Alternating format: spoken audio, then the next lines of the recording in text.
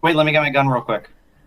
Welcome to the Huts Hangout. Grab your blasters and blue milk because we're about to deep dive into the game where Huts rule and three scoundrels rule. On this episode, we have Bones, myself, and our special guest TK, and some other guy who, I don't know, looks sort of familiar, like we might have had him on before or something. Um, John? No, what was his name? Jack, Nah. Jimmy, Me, I'm Mateus. Mark? Oh, Mark. Mateus, It was that's right, Mark. It was Mateus. Mark. That's who he is. He's named. He's Yeah. now Mark. Just No, don't stab him, or he'll just poof, poof, like a gas will just go away. Yeah. we're God. making a Mark joke, a fart Mark Yeah. joke. No, Yeah. Matthias is back, everybody. For today, he's upgraded from guest to special guest. We'll see how he does next week if he can become a host again. But he's on the He's got a probation right now. Bones promised me if I can be here for 3 weeks in a row, he'll start thinking about referring to me as a host again. no. Yes. You get co-host first. That you've got three to get to co-host. Mm-hmm. We'll see how you go for about 3 months. Then, we'll see. Yep. Yeah. So better be on your best behavior. You're on probation. No politics. Not one politic thing, or you're out of here. Anyways, but it's good to have you, brother. In all seriousness, good to have you back. You were the OG host for a while, which is ironic because you just quit showing up for good reasons. I'm just giving you shit. And then Womprat took over. Now you're back and Womprat's not here. But Womp's not here because he has. But he's not. Womp's not here because he has some family stuff. It's to do with his birthday. He's having a good time. So we're like, dude, go have some good time. I do.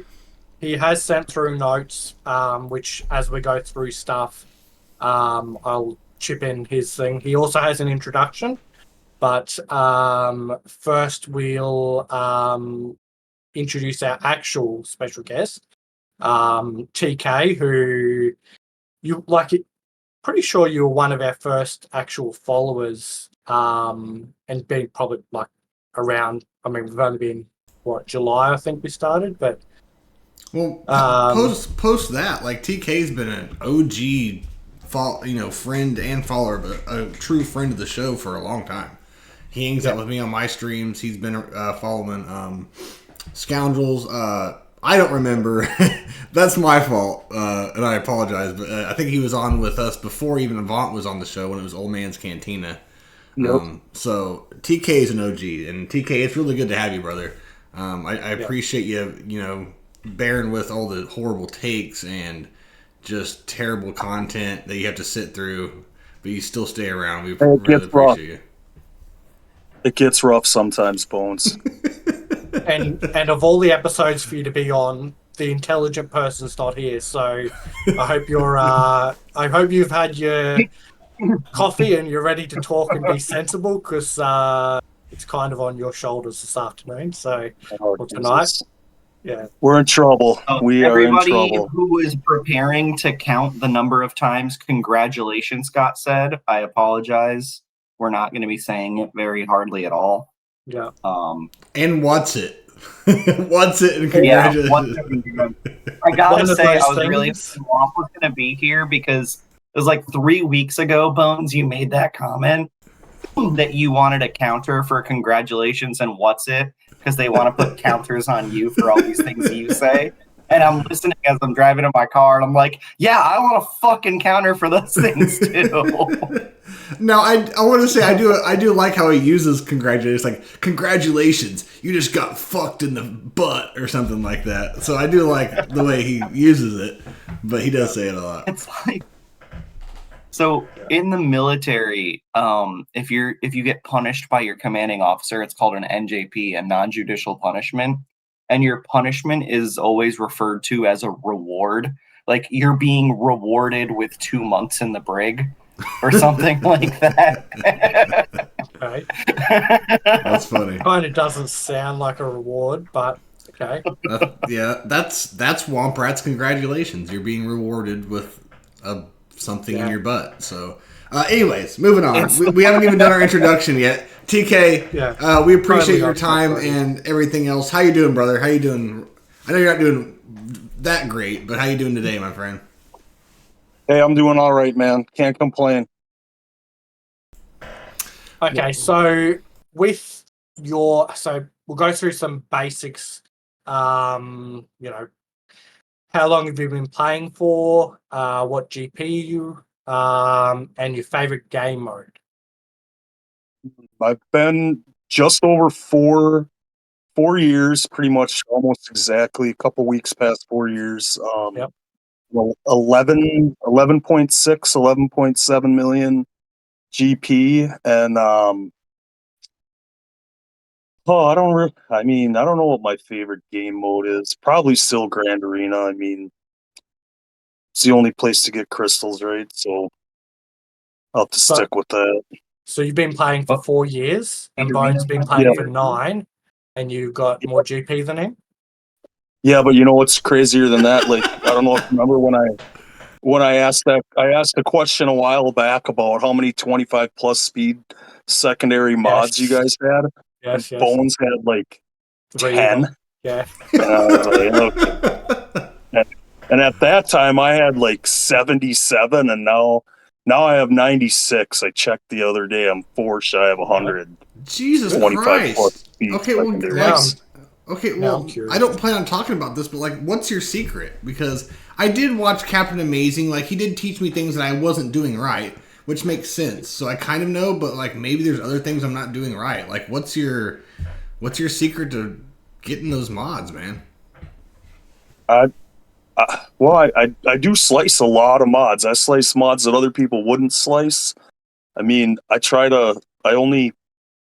haven't farmed mods for like a while now. Like, I get them from events or whatever, and I buy them from the shop. So like, a lot of the mods I'm working on now, like, they're all good. Like, I don't like a lot of what do they call them?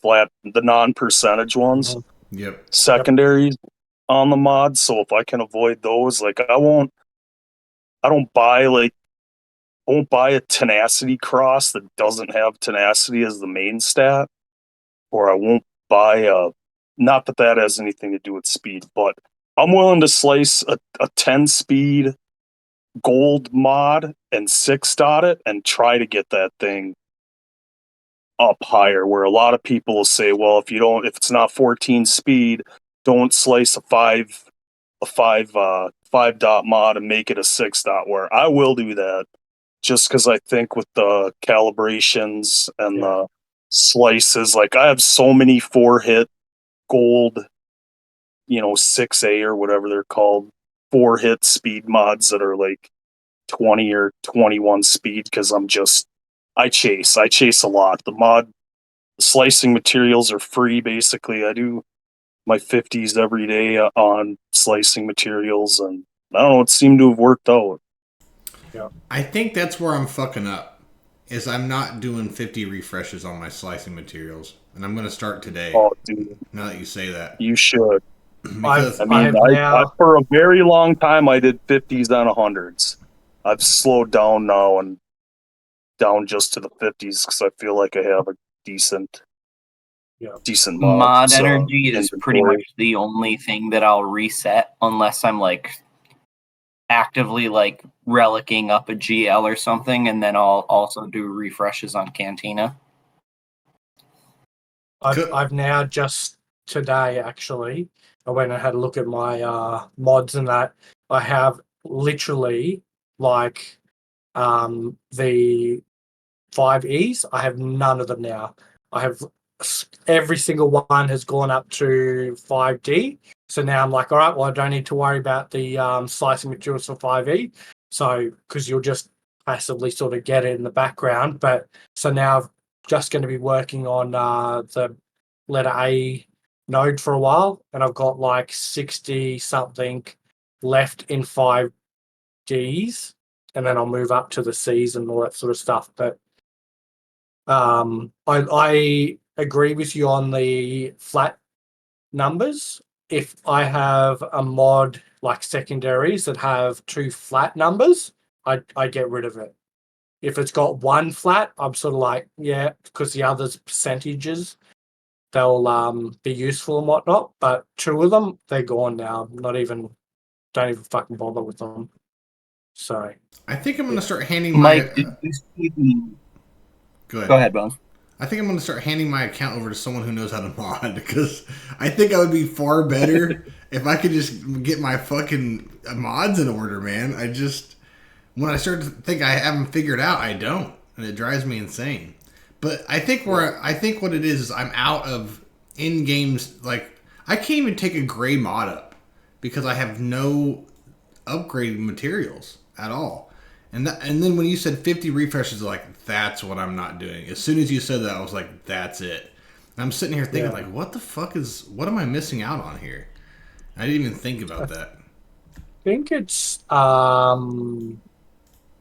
C 9C. I think is the one you want to do for. Can't remember For what what? letter it is. If you're trying to get it out of the 5 to go to 6. Oh.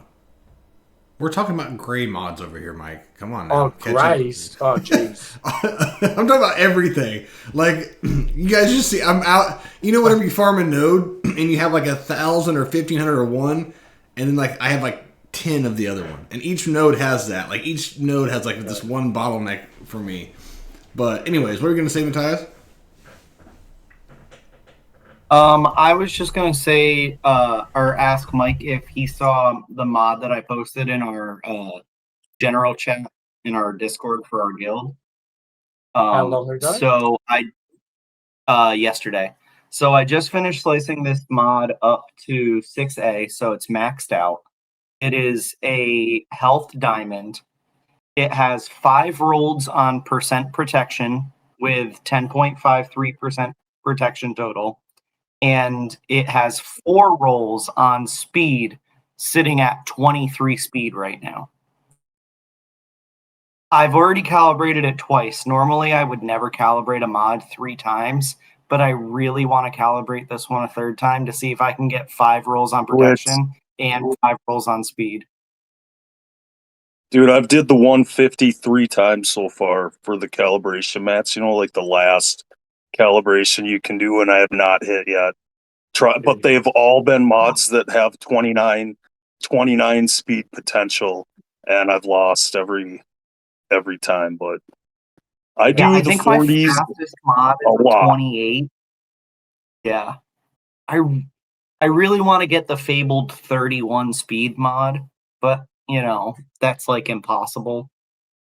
Yeah, you have to spend pretty much to begin with if you want to get it, because that 6 speed starter pretty much, I mean, I guess they can pop up in the shop. I've never seen it, but you have to buy that The odds of getting it is- Sunday mod pack or Saturday, whatever day it comes out, if you want the 6 speed starter Yeah, I secondary. don't think I Those would never have seen pan mod out. They that suck. started at 6 speed.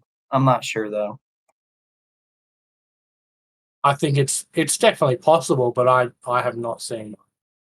So I've never seen one either. yeah.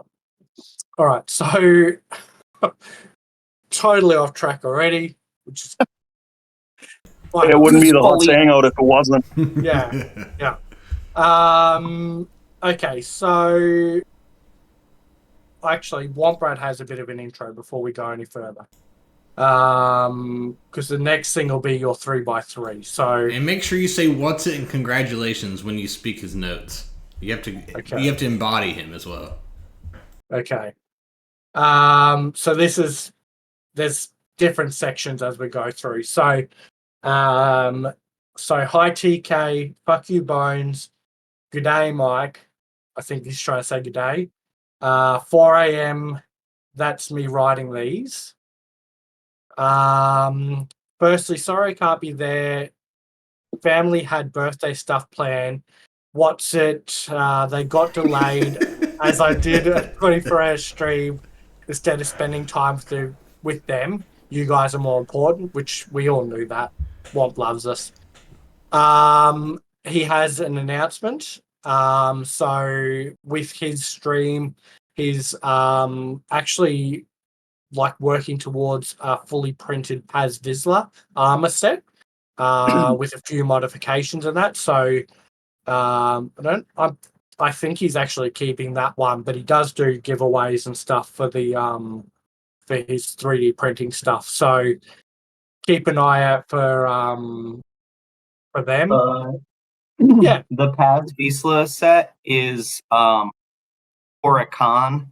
He's printing to mount on his wheelchair so he can go to a con as Paz Vizsla. Yeah. And I can put that picture fuck it. Let's put that picture. I'll put the picture into our podcast discussion chat so you guys can have a look at it. For anybody, looks pretty good. Discord. Yeah, for anybody in Discord. And that's his introduction basically. So, of course, Bones has gone MIA just as we need him to pull up the 3x3 for TK. So I've got it anyway, so we can just chat. I can just talk it out till Bones comes back. But basically, like we do every time we have a new guest on, we have a 3x3. So these are 9 characters or ships, I guess, that this person has some sort of significance, whether it be within the game or movies or whatever. So the 9 characters, TK's picked all characters, is Darth Vader, Geonos and Brood Alpha, Darth Malik, Sith Eternal Emperor, Darth Malgus, Starkiller, Dr. Aphra, Balin Skull, and Ahsoka Tano. So let's start off. Top left is Darth Vader. Yeah, Darth Vader. I mean, I'm a older dude. I'm 49, an OG trilogy guy, and Darth Vader. The first day I started playing this game it's my first spend. I spent like $20 on a pack with some crystals. It gave me a 4-star Gear 7 or something Darth Vader, and that's why he's on there. Okay. One of my favorite characters. That's important. I want to point out how important that is for everybody who started playing this game recently. That used to be what a $20 pack got you. 4 stars, Gear 7. Yep. Yeah, I mean, the game's changed a ton in the 4 years I've been playing. Yeah, it's pretty nuts. And now you can get like a $10 Lightspeed bundle that gets you like 10 relic characters. Right. $10 and you can unlock Supreme Leader Kylo Ren tomorrow. Yeah. Yeah. Especially now, like with the Shard Shop currency, it's not hard to get the tickets. So, yeah. So with Darth Vader, were you playing when they nerfed him? I was playing when they nerfed him. Okay.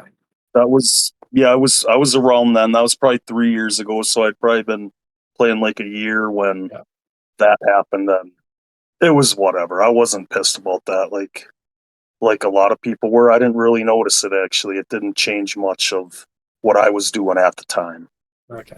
It's literally called the I was great aware nerf. A lot of people were. Go ahead. Nope. The great nerfing. Yeah, I was just gonna say it was literally called the great nerf of 2020.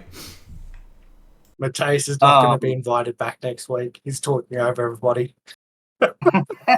It's podcast etiquette. You don't talk over Bones. Over. We're still doing it. You don't talk over me ever. I'm sorry. Go ahead. I'm gonna start muting Bones before I talk. Might be for the best.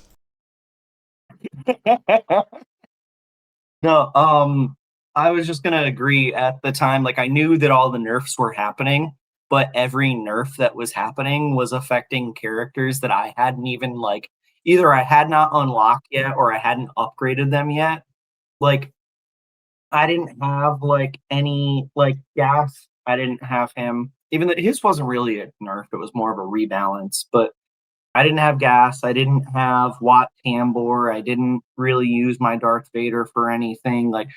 I don't think I even had Dark Trooper unlocked. So all these characters that got these massive nerfs in order to rebalance and make GLs stronger, it just didn't affect me in any way. Did we not? Because we've been playing since before Darth Vader, like together, you and I. Did we not have him for like TW and stuff? Didn't the great nerf of 2020 happen back when we were still in JCA? Yeah. And our only TW assignments were only put teams above 100k power in this territory? Yeah. Yeah, I didn't. Darth Vader wasn't one of my 100k teams. No. At the time, my 100k teams were First Order and Sith Empire. Okay. We were still pushing people to like Geos, unlock Padme at that time. Yeah. Yeah. All right. Cool. You got anything about Darth Vader, Bones? Oh, I don't even think we let TK finish, but no, he's awesome. He's the most notorious villain in pop culture. Even if you've never seen Star Wars, you know who Darth Vader is. Even though he has an awesome kit, I think this version of Darth Vader deserves a GL, and maybe someday we'll get one. Maybe like a half face. You know how like in Kenobi and maybe in Rebels or something. I don't remember where it is. But you know how like the face is taken off or something. I don't know how you do it. You got yelled at by Shaka for this exact comment. Because you were like the half face from Kenobi, and Shaka flipped out on you. It was like, they stole that from Rebels. Yeah, that's the only reason I knew it was on Rebels. I like Rebels. I really do. I think it's a good cartoon. I think there's a lot of good Star Wars moments in it, but I've never watched it all the way through. So I'll be honest. I'll probably watch it with my son. He's getting into Star Wars now. But anyways, yeah, he deserves like a GL status because. Not just in Star Wars, in pop culture itself, he's one of the greatest villains of all time. He's fucking badass. His voice, his look, his demeanor, everything, every move he makes, everything he says. This sounds like every move you make, everything you think. I've been watching you. Well, nobody's subbed. You don't need to be singing. But anyways, his kit's amazing. It's unique, but we need more. We need more from him. That's all I gotta say about him. You can literally do the dun dun like the few bars of that song, and it's like that's the Darth Vader song. Like that's his intro. Oh yeah, Like, that's true. Yeah. Yeah. Dun, dun, dun, dun, dun, dun. Yeah, Imperial And March. The song is called the Imperial March. Like Yes. it's not Darth Vader's theme. No, but that's Darth Vader's song. It's Darth Vader's song. I don't care if it's not called Darth Vader's theme. That we all know that as Darth. Once again, even people who don't know Star Wars know that song as well. Yeah. It's weird. Even my kid would sing it around the house, and he'd never seen Star Wars at that point. So, yes, most iconic, probably character in all of history. So, I was. Yeah. Oh, also a fun fact: that song was never in A New Hope. It was the first time you heard it was in Empire Strikes Back. Where? Yep. Really? I didn't know that. Yep. Or know that, I guess. Yep. Oh, speaking of the original trilogy, though, check out this. I love I found Lamb. these at a local comic book shop. What is it? A comic These book? are the old. No, these are the old records that they tell like the story of what happened in the movies.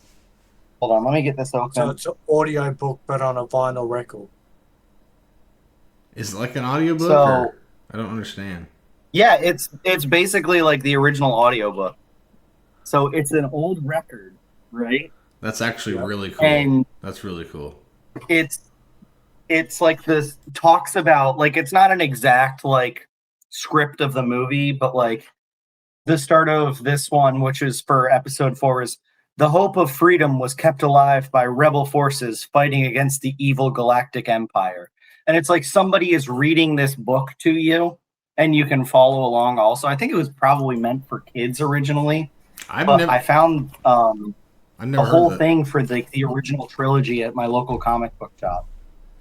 That's really cool. This week in the Huts Hangout Show and Tell, Mateus has brought along And, Records. Sorry, I got really excited for a second. and he still hasn't moved into his house. If you're watching live, he has like stacks of boxes behind him. Yeah, He'll never truly move in. he'll get there. This room is going to be the last room that gets cleared out. Most of the rest of the house is actually finally finished. The only rooms that still have boxes stacked up are my bedroom and this room. All right, enough of you. Yeah, Back anyway, to TK. yeah. So TK, did you have? We kind of like just cut you off for like 30 minutes. Do you have anything? No, else? you were gone. I talked about Vader first. I was already done. Okay. All right. Let's move on though. Geonosian Brood Alpha. Yeah, I put him on there because that was what drove me to get the hyperdrive bundle, because I don't know, when I first started playing, I was watching this dude called the Star Wars guy. You remember him, Bones? He's like this long-haired dude in a band that had a think so. channel on YouTube, and he put all these like 10-minute videos out, and I was trying to get Padme, right? So I needed GBA, and you couldn't farm them until you were like level 82 or something, and I was like 70 something. I had all the other geos ready, and I was like, all right, I'm just gonna get the hyperdrive bundle so I can farm Geonosian Brood Alpha. And that's what I did. And plus, at the time, Watt Ready Geos was a big deal. That used to be a thing. That's about it. Is he still around? I don't remember that guy. That Star Wars. No, guy. he's not. Okay. He's not, dude. And his Discord was so toxic. You'd go in there and be like, hey, what should be my next Zeta? And people would be like, oh, Grandmaster Yoda. And this is like, Yoda's like a 5-year-old tune at this time, and it's a terrible Zeta, and people just weren't very nice in there. That's the face. You weren't getting great Hang on. advice as a player. Hang on. Are you saying that GBA is a male? Is a what? Like male? A him? A guy. I don't know. I I'm always not thought it was a assuming genders female. here. Like, It could I be. always thought it was a female as well, but I don't know, just like I'm Freaking like, bug, man. hang I don't on. know how to tell the different sex of a wasp. I or thought it was whatever the one they are. I thought it was the one that spawns all of them. no. That was like this giant worm slug thing. They showed it in the Clone Wars TV show. I've never even Like, thought about because it. I think let's just Geonosians call it are like a hive mind society. Yeah, but isn't this the one that I think Steve's right. Bugs don't have jugs. They're probably just like neither. They probably they lay eggs. They probably pollinate each other and just lay eggs. I doubt there's a him or a her. They're a they them. I think it's similar to the way bees work. Okay, well we can't see that, and people it's listening don't know what the gonna fuck you guys are be- talking about. yeah, it's gonna I mean, they it's look gonna like come nuts bees. now. I'm going to say I have no idea if the geos are male or female. I no clue. TK, this is very important to us. This is gonna drive me nuts. See, you guys have got all day to figure it out. I have to go to bed after this. I'll be up till like 4 o'clock. I can tell you I'm not going to use a minute of my time today to try to figure out how to do that. Mike's like, if I don't Google right now whether or not Geonosians have vaginas, I'm not going to be able to sleep. I mean, if you zoom in on Geo's crotch, it's awful flat. So I'm going with girl. All right, I'll accept that. Okay. Yeah. All right. Do you guys have anything to say about Geo Alpha? How long after you got GBA were you ready for Wat Tambor mission? Like, did your guild do it? Were they pushing you to get him? Her? Actually, at that time, I think I was still in like a shitty starter guild. And then right after I got GBA, it was like the first time I got into like a different, a non-starter guild. I don't remember how long it took me to get them, like year 12 or whatever it was, but it was a big deal though. Then if you had that, it opened the door to a half-ass guild at least. Yeah. Are you with that same? What guild are you in actually?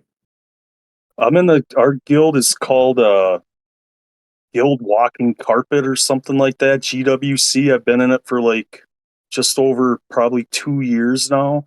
Yeah. It's a cool guild. It's fun. We're like 500 and 550, I'd say. 550, 560. Okay. It's funny because you and I are pretty like I with account with guild and everything. Because of that, like, what are you guys getting on like your raids and your roads? We get the 260. Oh, we get 37 stars in row, and we get the 265 crate in the raid. Yeah. You guys are we're so we're really casual in because you guys are doing way better than we are in that. But we're around super 550. casual too, and like we try to push everybody to get like 5.4 million. That's like what you need for the 265 crate.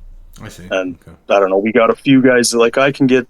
If I try, I can get 10.5 million if I get all. I've only done it like twice because I don't try that hard. I usually get like 9.5 million. I get like 2.8. Sometimes if I push my scores as far as I can get, I literally hit 3.0. That is the highest. And sometimes, like I said, if I get good RNG and my Gungans finish off all their at level 5, I can hit 3.0. I hit that there's a 3 million marker. That's the farthest I've ever gotten. Oh, really? What level are your Gungans? They're like minimum. I didn't go. I did the minimum, so I can only go to level 5. So yeah, I can only go to level 5 on them. Yeah, I got Relic 8 Gungans, and then I got the Poncho Bros and Queen Amidala at R9, so they're the main teams. I say this weekly. I regret not going for Quad May. She's so fucking good. She is like a staple team that uses up everyone's Bane. If you don't have Quad May on defense, someone's using that Bane and full clearing your ass. And I'm getting full cleared every fucking Grand Arena. Yeah, I wish I would. It's funny because you argued with me. They'll never be any good. You know, once the Omicron's gone, you won't even see them again. I agreed with Bones. I was on Bones' side because we saw that time and time again. They'd push this big team like Afra, and then they'd do the datacron, or the datacron would expire, and all of a sudden the team became mid-tier. So I was fully with Bones. I was like, yeah, I think that's going to happen with these guys as well. But nope. Bones and I are, but like, I'm a little bit better off than Bones because I took Quad May and the Poncho Bros to Gear 12 and they have all their Zetas. So it's not going to be hard for me to just upgrade them a little. But yeah, I should have jumped on that Quad May train immediately.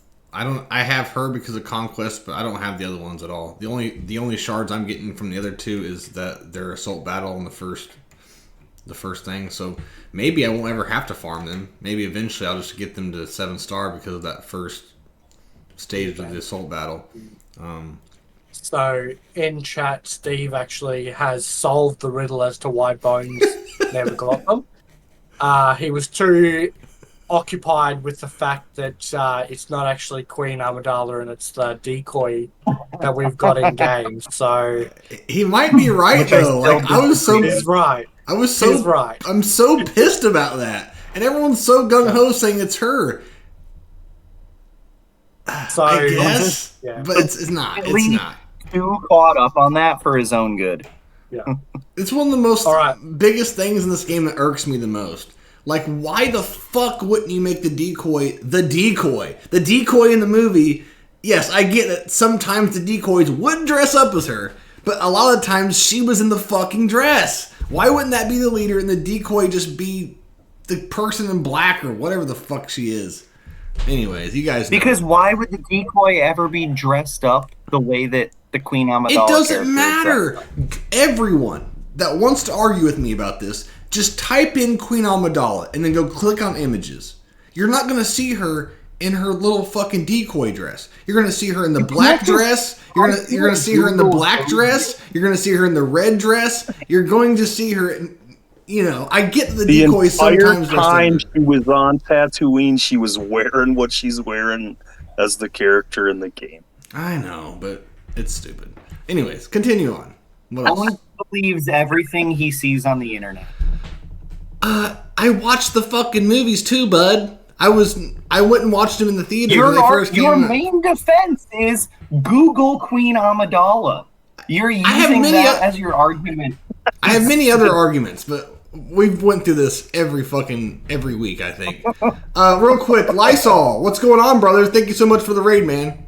We need to get Lysol on sometime. I need to get you on both podcasts, man. If you're interested, let's get together sometime. You deserve to be on, man. I appreciate the raid, though. Welcome in, everybody. Thank you guys for coming by. Okay, so moving on. Let's go to the next character. But moving on without moving on, I have something to say about GeoBrood Alpha. There would be no Three Scoundrels. There would be no Huts Hangout if it wasn't for GeoBrood Alpha. And I've told the story before, so I'll quickly go through it. I was with the guild for 3 or 4 years. I considered them like brothers. I guess they didn't feel the same way about me. This was years and years before I ever considered doing content. And gas was the newest thing. And back then, I chased the newest stuff. So every time something new came out, I was going to chase that free to play. So it takes you a while. We already had 7-star Watt. Let me reiterate again. We already had 7-star Watt.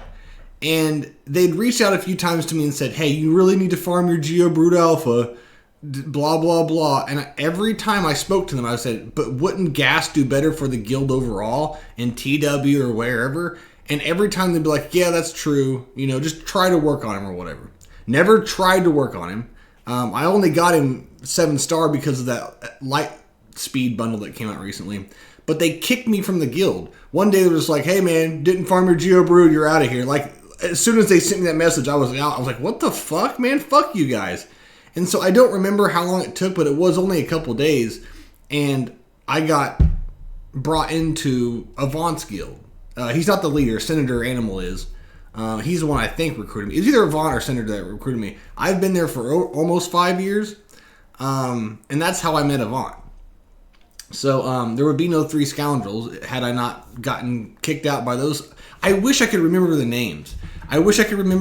Go find them and tell them fuck you. And look where I'm at now. Probably not even together anymore. Guilds is there guilds fall apart. So is there any way to go see go years back and GG? There's no way. Not that far. I don't even remember the name. Did they tell you?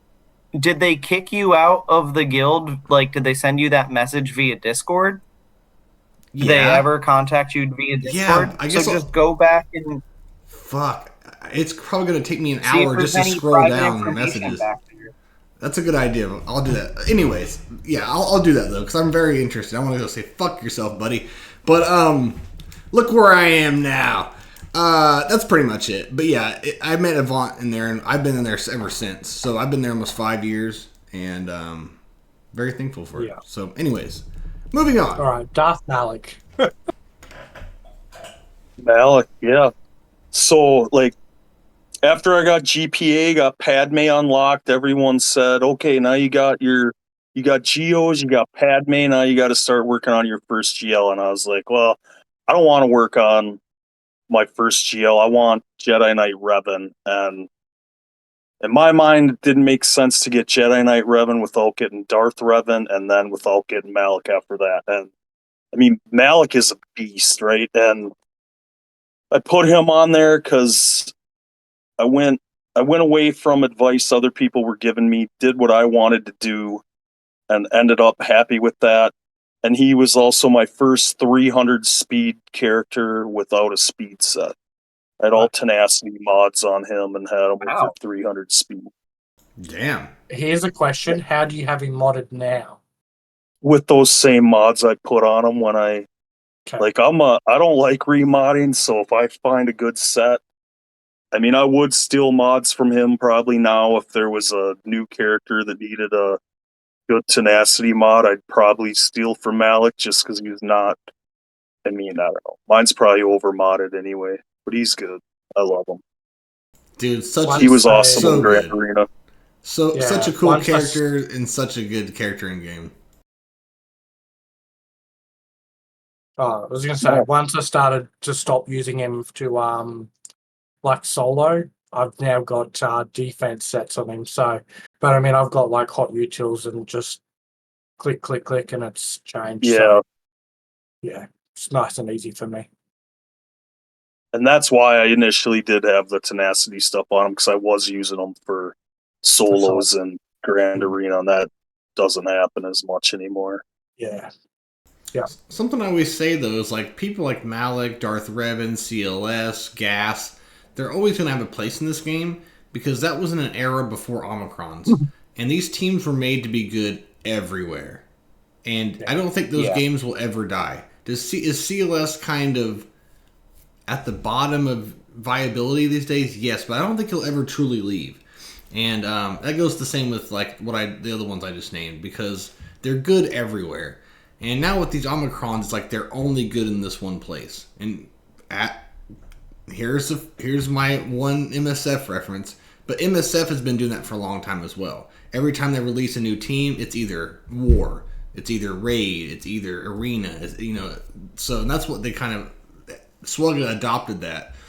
And I guess I don't really hate it, but that's why like Malik's always going to be around. He always will be around. And he'll always have some kind of use somewhere or another, and you'll find you'll use him every day somehow or some way.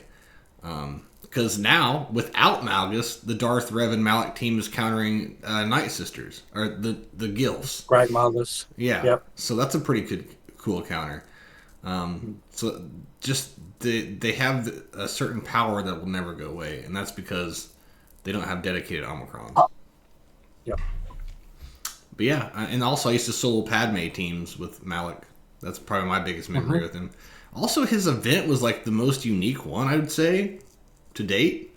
Because first of all, 100% hands down. First of all, you needed 2 legendaries just to unlock him, which was just very weird. And then like just the strategy and how it was set up, it was the most unique one still, I'd say.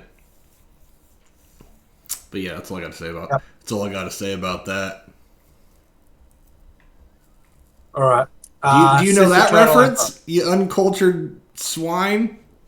I've got to go and watch Goodfellas. Yeah, Forrest Gump. You understand it, right? Do what, Mike? Nothing. Do you know Forrest Gump? Goodfellas. Goodfellas. Get the fuck out of here. Before Hey guys, you want to go watch The Big Lebowski after this? Do you know Forrest Gump, Mike? I do. Okay, thank God. Life is like a box of chocolates. I hadn't watched it in a long time. Me and my wife watched it. Like, it's been years since I watched it. And I just started shedding tears at the end. Like, I just cried my eyes out to it. And I've watched it like 1 trillion times. But when Jenny dies... It holds up. It's still good. Yeah, it's a fantastic When movie. Bones watches the end Jenny scene, dies? he imagines himself as Forrest Gump and his son as Forrest's son. Yeah, and now that I'm married, and Alex is the first partner that's ever treated me like a human being. And so, like, now I understand, like, missing someone that you really cares about you. Well, Jenny was actually a piece of shit. But anyways, I was more... Jenny never treated Forrest like a human being. I'm like you said, I was putting myself and, like, my family in that position, though. And I was like, yeah, I don't know why I'm telling you this, but I also cried on Click as well. Fucking Adam Sandler Click. At the end of that movie, I cried and called all my family and told them how I loved them and everything. Okay, and why that went from Malik to me crying to Click, I don't know. But can we move on, please? Yeah. Sith Eternal Emperor. Yeah, I just put him on there because he's the first GL I got. He's a really good I GL. still use him. Yeah. He's fine. Yeah. I still like him. He Still became beats Qui-Gon. extremely viable once Bane came out, which is more of a testament to how great Bane is than anything else. Why? He was with Tambor and Armor, GBA. Like, there was a few teams there where you could make him, like, do some good work. So, yeah. He's definitely a lot better with Bane, but Bane is also a lot... Yeah, there's a for lot of like use outside of him. For like a week, there was this really weird Sith Night Sister comp that could sort of counter there JMK if the RNG worked out in your favor, and then they immediately nerfed that. I just think he gets me out of binds where it's like you're really short on counters, and you really like.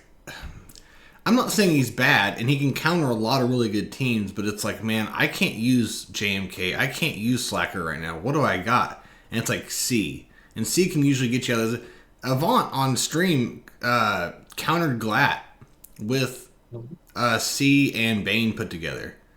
I don't know what, but I countered some crazy good team the other day with that same comp. I never used it. It was the first time I'd used it ever. So it's actually a very, very powerful comp. No matter who's contributing, and either way, it's two people and they're taking out some of the best teams. I'm not saying it's 100% against Glat, but if you're in a pinch, and most of us don't have a guaranteed counter to Glat, and so it's worth trying. At least taking out some ads and then stuff like that. So real quick in the chat, this might have been a few minutes ago and I just noticed it, but we were talking about things that have made us cry. And XX Bane XX90, who has, I believe, been a guest on Three Scoundrels, but not been a guest on here yet. Or maybe he was a guest on here before. I don't remember. He wants to point out that he also cried the first time that he had to do the Malik event. But I don't think that those were tears of joy or sadness. Those were most likely tears of frustration, because I also almost cried the first time I did the Malik event. Oh, don't even know where to go from that. That Malik event, trying to do that when, like, I don't think I even had any relic characters yet at that time. Trying to complete the Malik event was awful. I don't think they were relic. Yeah. When it was first introduced, there definitely weren't any relic. Oh, I didn't do it when it first came out. Relics were a thing. I just still had a very new account. Yeah. Like, I remember struggling to beat the light side and getting advice. Like, the advice that I was given in Arnold's server was take your Jedi Knight Revan to Relic 5. I mean, that would help. It won't hurt. It's valid advice. It's random, but it's not going to hurt you in the end. Yeah. Steve has a good point. Even without Womp Rat, we still have a shoulder cat. Yeah.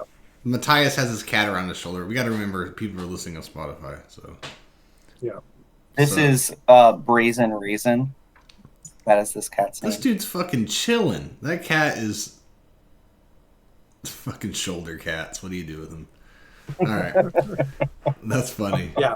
I don't like cats, but I like like them from afar. Like, as long as they're not in my house and I don't have to take care of them and stuff like that, I like them from afar. I like to go to people's houses. Oh, you're a beautiful cat. And I can leave. It's like an uncle thing. But I don't like having them in my own house. Oh, yeah. I have to take medicine every day. Otherwise, I can't breathe. Yep. Yeah, my dad had like 2 cats, and I would go for a weekend, and I was just sick as a dog every time I went there. I'd leave, everything cleared up. So yeah, same here. Mm-hmm. What were we talking about? Anything else on C? I'm trying to keep us on track because it's been an hour and we haven't even gotten halfway through the 3x3. No, I don't think so. All right. Darth Malgus. Malgus. All right, yeah, Malgus. I played that Star Wars MMO with him in it. I can't think of, was it the Old Republic? Yeah. But Malgus was the first conquest tune that I got after 3 cycles. I unlocked him, took him straight to Relic 9. He was my first like R9 non-requirement. What do they call it? Like a fringe R9 or something. Put all his Omicrons and Zetas on him right away. Had a good mod set ready for him. He's awesome. He's a great character. Still good. Yeah. People fun. He also counters a lot of good stuff. Used to, we thought, oh, you want him on defense, but really, he's a much better offensive team. Yeah. Counters Reva, counters Gills. There's more. Like, you shouldn't be putting Star Killer or Malicos, but I do see it a lot. He counters that really easy. Yep. You got anything, Matthias? Malgus wasn't the first character for me to unlock after 3 cycles of conquest. I still was not at that point yet. I think I got him after the 4th month. But I do remember him being like an insanely big deal. Like, I remember somebody in our Discord posted complaining because their opponent had like a hyperdrive bundle account with like nothing really good except they had Malgus. Like, this guy saw Malgus get added to the game, and if you remember, they put a ton of packs in the game for buying shards of Malgus. And so like this guy just like wailed out on all the Malgus packs and just like got a 7-star Malgus by paying for it. I mean, Like, that was how popular of a character this guy was when he first got added. yeah. Everybody loved him, and I mean, he's still insanely good. You know, Jedi Knight Cal knocked him down a peg or two, pulled him off defense for a long time for a lot of people, but he's still like, even if you do see him on defense, it's just like Quad May with Bane. You know, it's like, okay, that's where my Jedi Knight Cal is going. I can't use that anywhere else.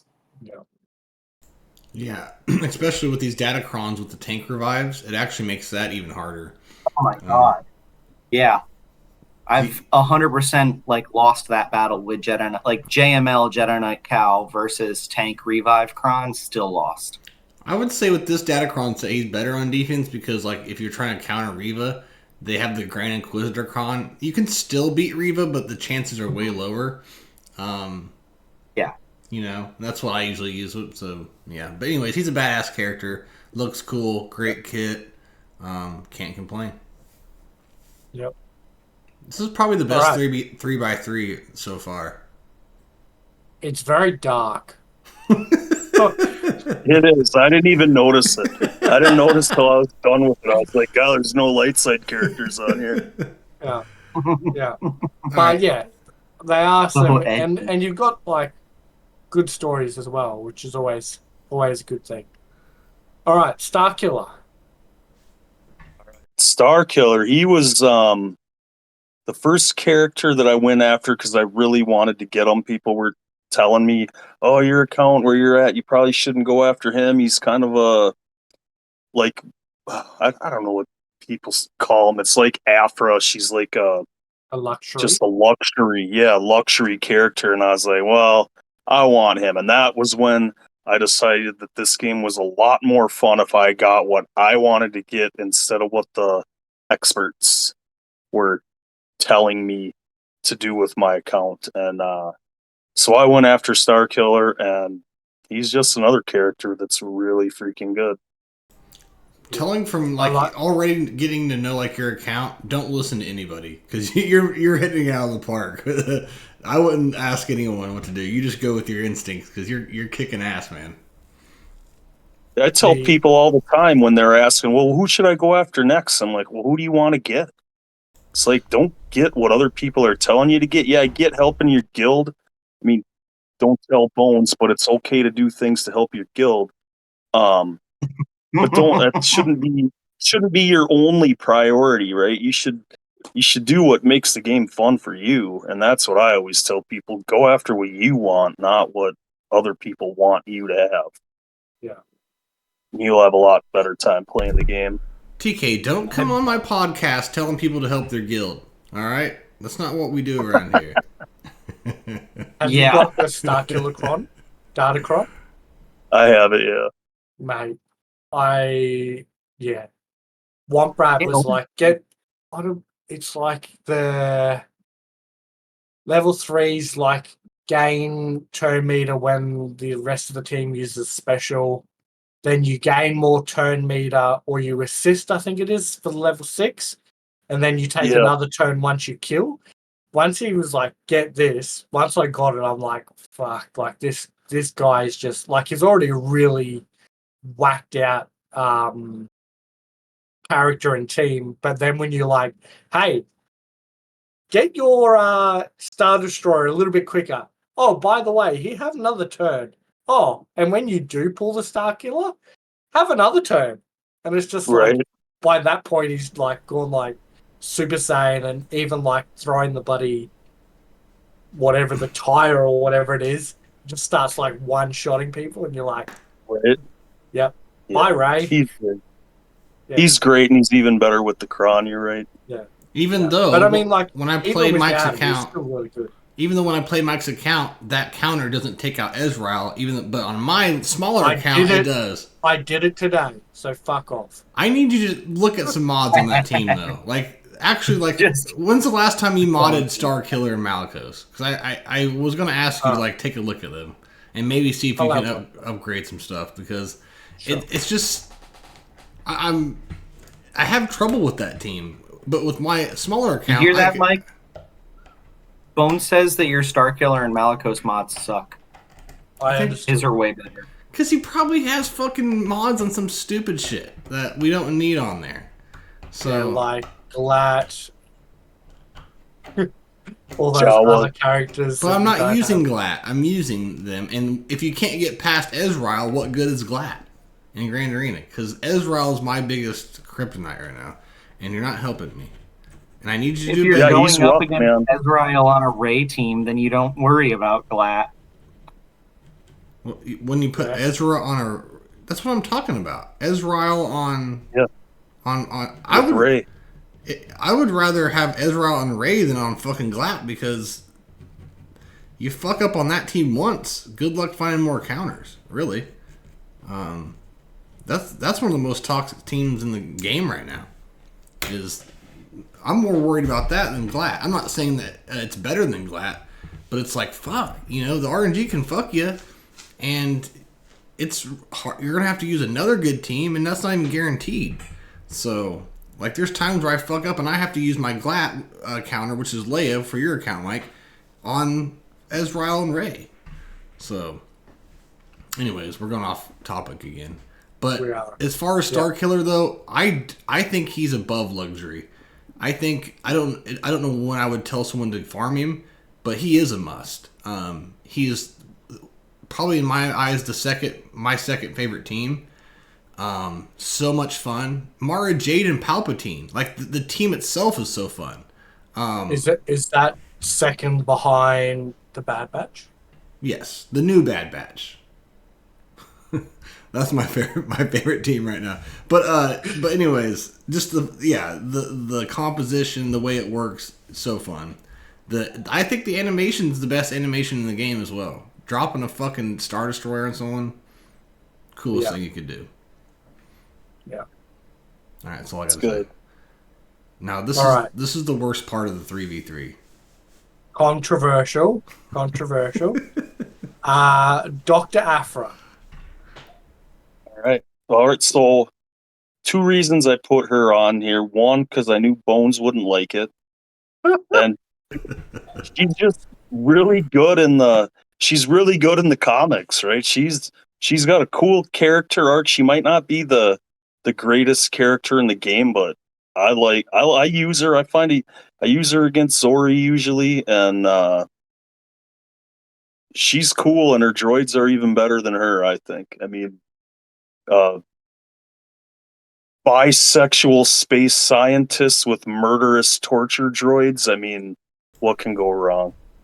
I'm in for the lore. I don't disagree with that. Yeah. The lore, I'm all in.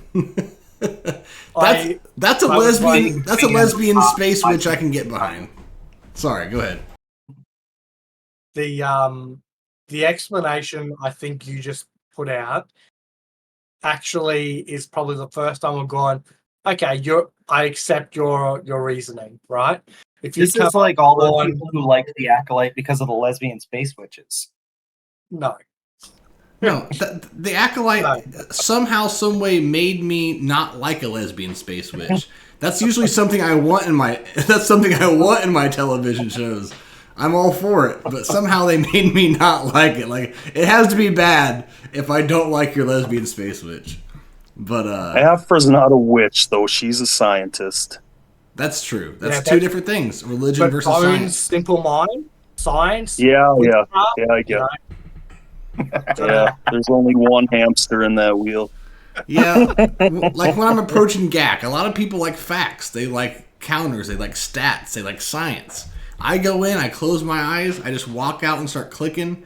I use the Force, so I'm on the Force side Hey, of things. face Bones, roll, how man. did your- There's nothing wrong with a How good did your face roll. science versus the Force GAC go the other day?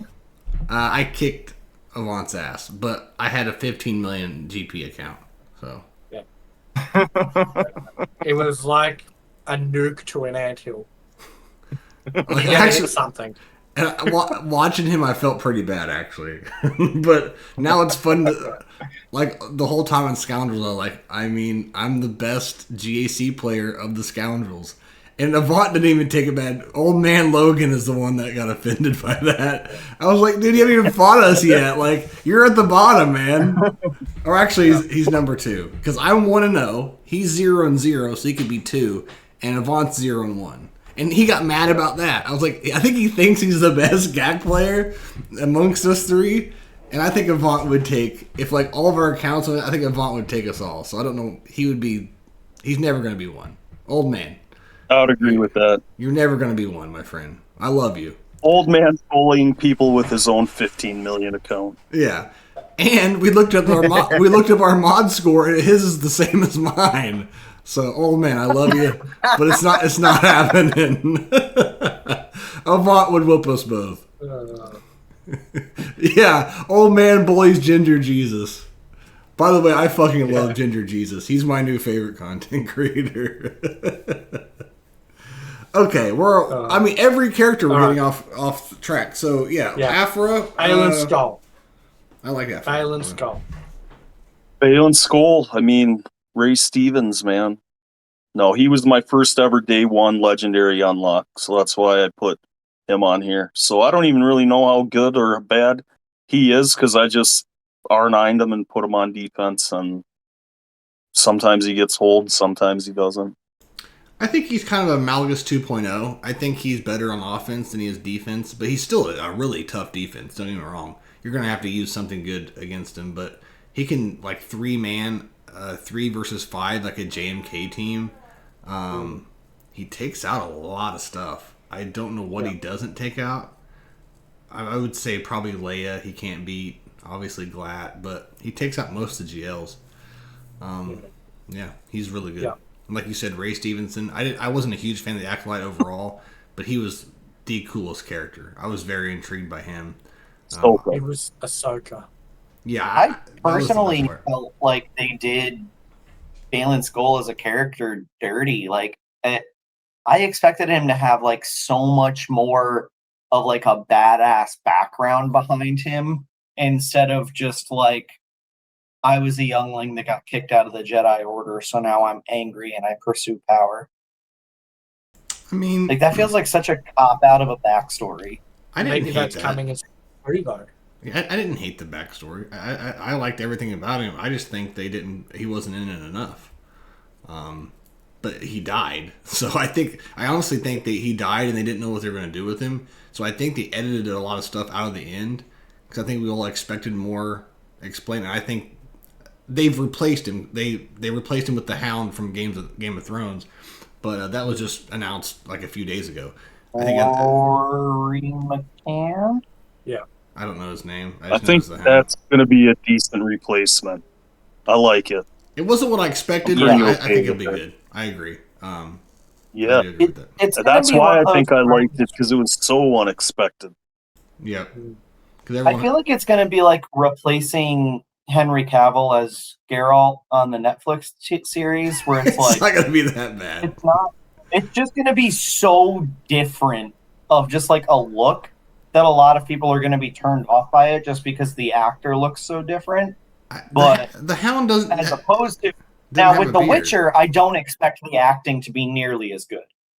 I just think Henry Cavill is just such an impressive actor and gets so into the roles that he does that I don't think that Thor's brother is gonna do like even remotely as good of a job as Henry Cavill did. But I definitely think that Rory McCann is going to do an amazing job as Balin. Did you just call him Thor's brother? Liam Hemsworth, whatever. Yeah, I Only mean, you Australian. that's what I would call names him of too. every I don't know his Australian name actor off the either. top of your head. I wouldn't know his name either. I've seen pictures of him. He looks okay. I guess I am He Australian, just broke so up with Miley Cyrus. Like that's what he was originally known for. Okay, Steve, whether he died after the season or not, when he died, they probably had a bunch of plans for him, so they probably had to edit some shit out because they didn't know what the future looked like for the character.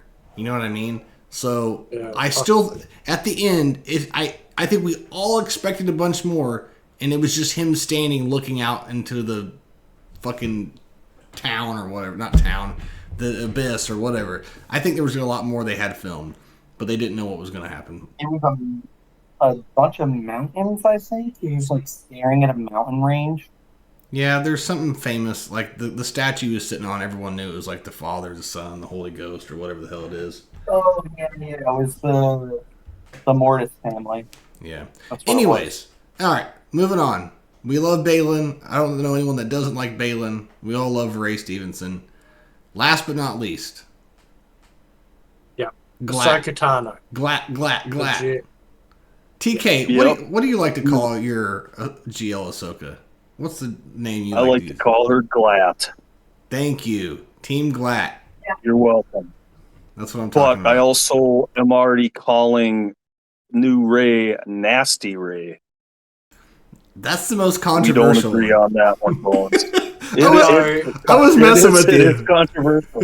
I was messing It with is you. controversial. But I've never seen so many different names and like discussions about a character than Darkseid Ray. All right, so at the beginning of the episode, Matei's pissed off Bones. You've got one back, so maybe next week you're going to replace Matei's. What are you doing? Please do. We don't really like Matthias around here. We're actually feeling out a new person to replace him. Yeah, this is actually an interview. No, All right. Keep me in mind. But TK, I was just fucking with you. I was just like, nope. If it's not what I came up with, this goes for every character. If it's not my name, we're not calling it that. But I've heard Glat makes sense. Galactic Legend Ahsoka Tano, it just makes sense. I do like Super Ahsoka. I'm glad that that's caught out on some people, but that's more of like a nickname of a nickname, Glat. And the more that irritates players, I want to do it more. Right. So Yeah, I'm down with that. there's some of those types of players that, why are you annoyed with Glat? It's like the most simplest thing. If it annoys you, I'm gonna keep saying it then. I mean, I do love stirring the pot. It was my idea for Mike to start saying scoundrels drool instead of Jedi drool Oh, in the lead to the show. was that your And idea? it's- Yeah, And it's stuck. Yeah. Dude, I had a lot of fun when you guys first started your podcast and going in and like one of the first Sure, questions I asked in Scoundrels after you guys started was something like, with Three Scoundrels being Bones' second best podcast, what can you guys do to improve and catch up to the Huts Hangout? And I don't know, there's a lot of back and forth. I was asking questions on both sides and well, just trying to get people riled up. I enjoy it. We all know that we can't stand the scoundrels. We don't like the scoundrels around here. We really don't. So they talk a lot of shit over there on DK is us. one of the few people who asks the question every week, and it's always like a banger of a question. It's always a solid question. Yeah. Do you Hang guys on. want to know the secret to a lot of my questions? Of course. I go on to Google and I Google like stupid first date questions, and then I read through them until I find something that's funny. that you can transpose and make it. That's hilarious. That's hilarious. Yeah. Well, keep it up, my friend. We need good Hey, I'll questions try. because sometimes we get ones. Yeah, where and like, the only reason I have Glad on there, she was my first day one Galactic Legend unlock. Did you get ultimate first day as well? I think I got it the next day. Okay, that's still pretty good. Like, So it's pretty close, yeah. yeah. Ahsoka's in. Gone are the days where it would take you like a week to unlock a GL, and then Well, you yeah, got it's another so cool. week. Because I got like Ultimate. 90K or whatever that the shard shop currency is. So I was like, I'll spend 50 crystals to refresh that and get another 100 tickets or whatever it is. And Yeah. it's pretty cool that they added tickets in there. Yeah, Nice addition. 90,000? definitely good quality of life. You're a fucking monster, man. I have like 100 right now. Well, I don't know. There's really nothing to buy in there. I only buy stuff that if I have less than like 500 or something, then I buy it out of there. Because like I'm always buying gear out of there. Even like the Athacam packs. There's some gold gear maybe in there I always buy. So I'm Yeah, always there's broke stuff on that there. I do buy in there. But 90K, that's crazy. It just seems to add up more than Yeah. it needs to. What am I doing wrong? Because every time I talk to you guys, like someone like you and others, it's like, what am I doing wrong? And I'll ask them that. You're not spending enough money. That might be it. You're not swiping Mike's credit card enough. Mike, I think I'm gonna need a straight access to your bank account, man. It's getting rough right now. But talking about first unlocks for GLs, I think this is a lot of people's first even though it was the most expensive one probably ever because of how many marquees she required and like relics levels. A lot of people who don't usually wailed on her. And maybe that's the new marquee system. I don't know. But It must be. because I feel like a lot of It's people will. 100%. The new marquee system makes things so much cheaper to whale out on. Womprat did a breakdown on it, right? Like if you buy the $30 pack that gives the 30 shards, and then $50 worth of crystals, like basically just enough to get them to 5 stars, then at the end of the event, you'll have them at 6 stars. And a month later, when they come into shipments for another $50 worth of crystals, you can get them to 70 stars. So you're looking at, granted, it's still $130, right? Assuming you don't buy gear or relic materials, it's still $130 per character. But prior to this marquee system, if you wanted to 7-star a character day one, you were looking at like $300.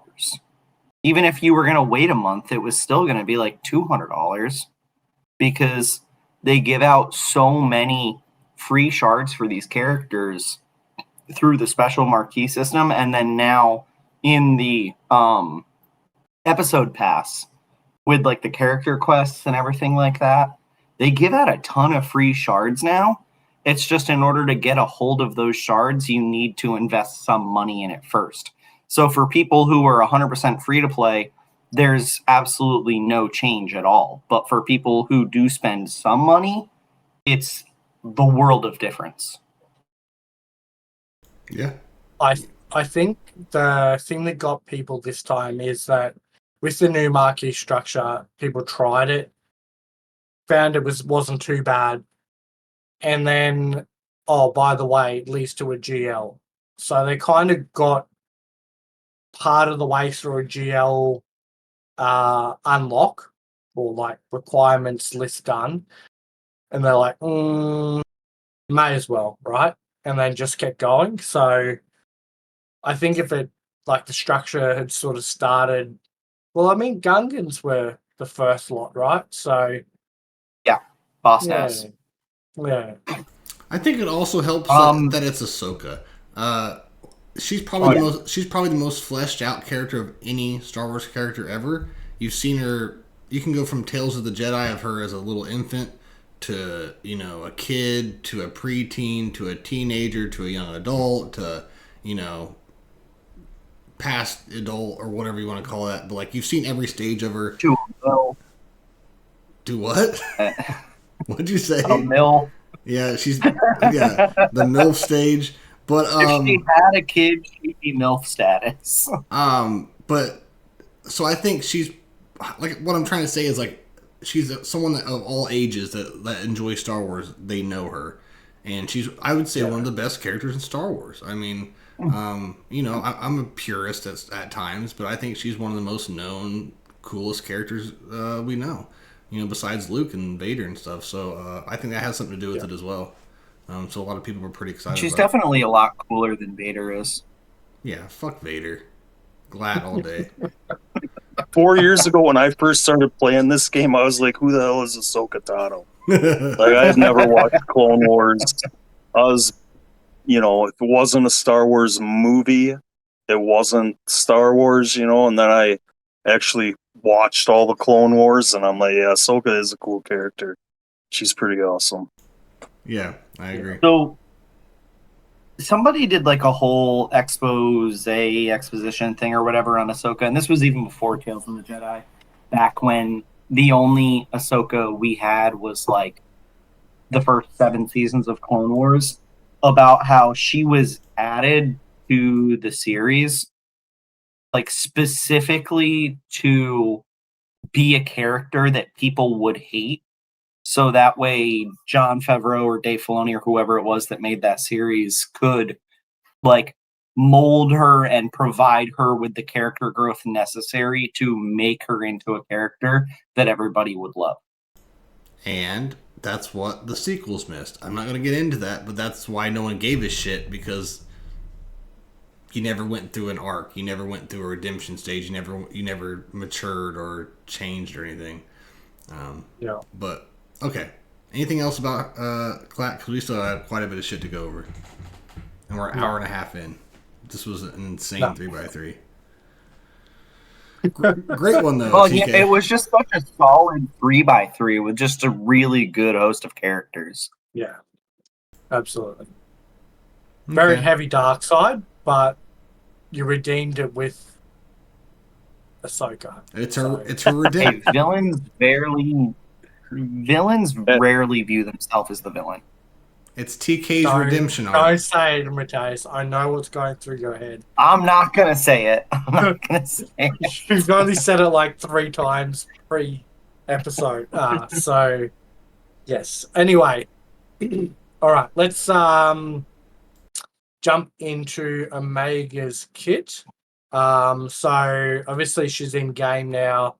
I think we're on like day 4, maybe, of the unlock event for her.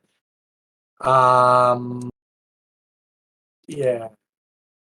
We knew that she was coming last episode when we were recording, but we didn't have a kit at that point in time. So do you want to read, Bones, for your weekly reading session? Yep, I have to learn somehow, right? Yeah, exactly. All right. So we have Justin Bieber, Omega. She's a fugitive. She's also light side. She's a support, and she's a leader. And she's part of the Bad Batch. Isn't that crazy? She's got new mechanics. Bad bitch. What? The bad bitch. She's a bad ass bitch. Allows players to see. I'm trying to think. Bitch. DJ Coffee had a lot of fun making her. She does work with older Bad Batch. Do you think DJ Coffee received input from DJ Typewriter, or no? No, this is purely Coffee. This was made espresso. I see where you're going with there. It failed, but I like what you were trying to do. Yeah, it was really rough on the the landing, the execution, This was all made, around. Yeah, I'll think about it. Come back to me. I love how much you tried there. But yeah, you can use her with old Bad Batch. People are saying, but obviously she's meant for the new ones. So there are more Bad Batch characters coming. We're getting a dog. We're getting a mercenary version of Hunter. We're getting a mercenary version of Wrecker. And we are finally getting, everyone can calm down about Crosshair. I could give two shits less, but everyone wants Crosshair. You guys are finally getting him. So congratulations. Who the fuck is Batcher? You probably think her name is Betcha, because we sure did. But Batcher is the Lucra hound that Omega rescues and who becomes an honorary member of the squad. She's also the goodest girl. The R is before the K. It's Lurka, not Lucra. Yeah, so we can all rest easy. We're getting Omega 2 and a dog to the game, and I hope you guys are just... I want to see how much money they're making off these characters. Because I'm sure you freaking animal people are just freaking out right now. All right. Bones is the king of complaining, and I have never seen him complain so much about anything as he is about fucking Batcher getting added to this game. I mean, I've already gave my opinions last week, so if you want to hear my opinions, like, overall, I guess we can talk about them again since TK's here, but, like, yeah, we can talk about it later. No, we're good. Not. Okay. All right. All right, here we go. Basic. If you want to hear Bones' opinion on it, just jump back to last week episode and just listen to like 80% of it, and it's just Bones complaining. It's not complaining. I had some good theory crafts. They gave him a whole 7-minute long rant. Yeah, I went underneath 10 minutes. I had a good theory craft of where the game could go with certain characters in a new raid that's not Peridia. Go check it out. Anyways. That was the week before. No, it wasn't. Yep. Anyway, let's go. I didn't talk about the Acolyte raid until we learned about them coming to the game. That was last week. That's not true. Anyways. Maybe. I don't know. Go back and listen, you asshole. Even you don't know. So you go listen to the last one. I listened to it. I'm the only one of us that actually listens to them after they're put on Spotify. Because you're not on them. That's why. Because you're a guest. You're not a co-host anymore. Oh, God. All right. Let's fucking do this. Basic.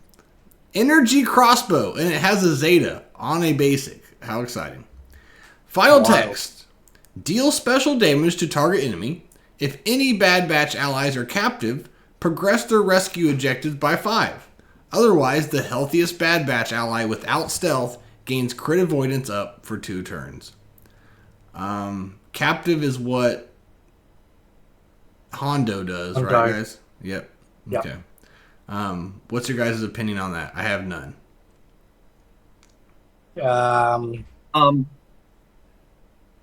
On the ability itself, Zeta on basic is stupid. The only other characters with Zetas on basics are the GLs and Gas. I do, before you started reading the kit though, I should have pointed this out. This is the second kit in a row, I believe, where they have failed to upload the images the day that the kit was posted. Man, do you have to start Bones on that rant too? It's DJ Coffee again. I think VibeX is drinking too much of DJ's coffee, and there's not enough left in the machine for the machine to keep going. So they need to settle down. But it's there now. They uploaded them because we're looking at it right now. Yeah, but I mean, you know, you couldn't delay uploading the kit by an hour. But yeah, they're becoming more incompetent every day, and I think they're just leaving too much on DJ Coffee's plate. I just imagine DJ. I just imagine this like cheap coffee machine with like really thin like legs, like antennas, and he's walking around, and he has arms and legs like, you know, those antennas extend out, and that's just how he walks around with like a half cup of coffee in this thing, and he's like, "Take me to your meter," and he's just a laptop. Your Wi-Fi. Wiener? Did you say take me to your wiener? No, but that's funnier. I should have. Okay. Anyways, any more thoughts on the basic?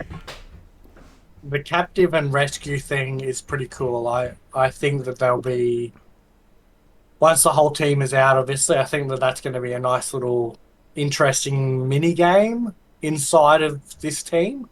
So yeah, great. I have to actually know what the fuck I'm doing now. I can't wait. I can't just go in and click stuff. Yeah, that's... The whole time I was reading this kit, that was 100% like something that was in the back of my mind was Bones is going to hate the new Bad Batch characters because you have to actually understand how their kits work in order to use them effectively. know who to hit and when not to hit someone. Yeah, even Avant, after we finished it, even Avant couldn't explain exactly how things work. And Mike, you can do your argument because I told you we don't need your opinions over there. You can have Yeah. yours on your own show, so you can Yeah. explain to us how you think it works. Yeah. All right, let's move on because it gets a little bit better. All right, special one, Big Sista, cooldown 3 and another Zeta. Final text: dispel all debuffs on all Bad Batch allies. Target ally recovers 100% protection and an additional 15% protection per Omega's Relic Amplifier level. This is reduced by 5% per debuff dispelled. For each 1% of protection recovery received, while the ally has 100% protection, they recover 1% health. For each 20% health recovery received, while the ally has 100% health, they reduce their cooldowns by 1. That's pretty good. So this is So bugged this, as well. well, it's not bugged. It just has a very interesting, in quotation marks, interaction with Nihilus.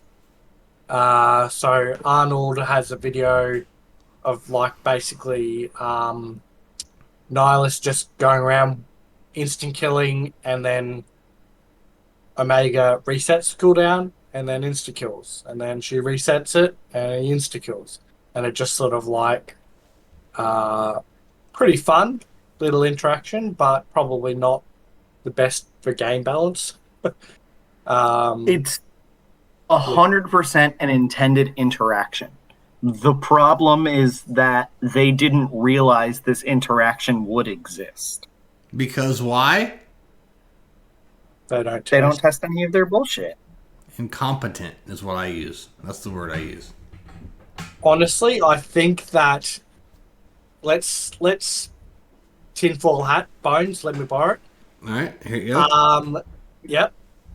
You've got a character that people hate. All right, people honestly like hate Omega. All right, what is one way to get people excited about her? Make her overpowered. Correct. Yeah. Once the rest of the team comes out and they go, oh yeah, that probably is a bit overpowered. Let's make this dispel and cooldown reduction only apply to Bad Batch.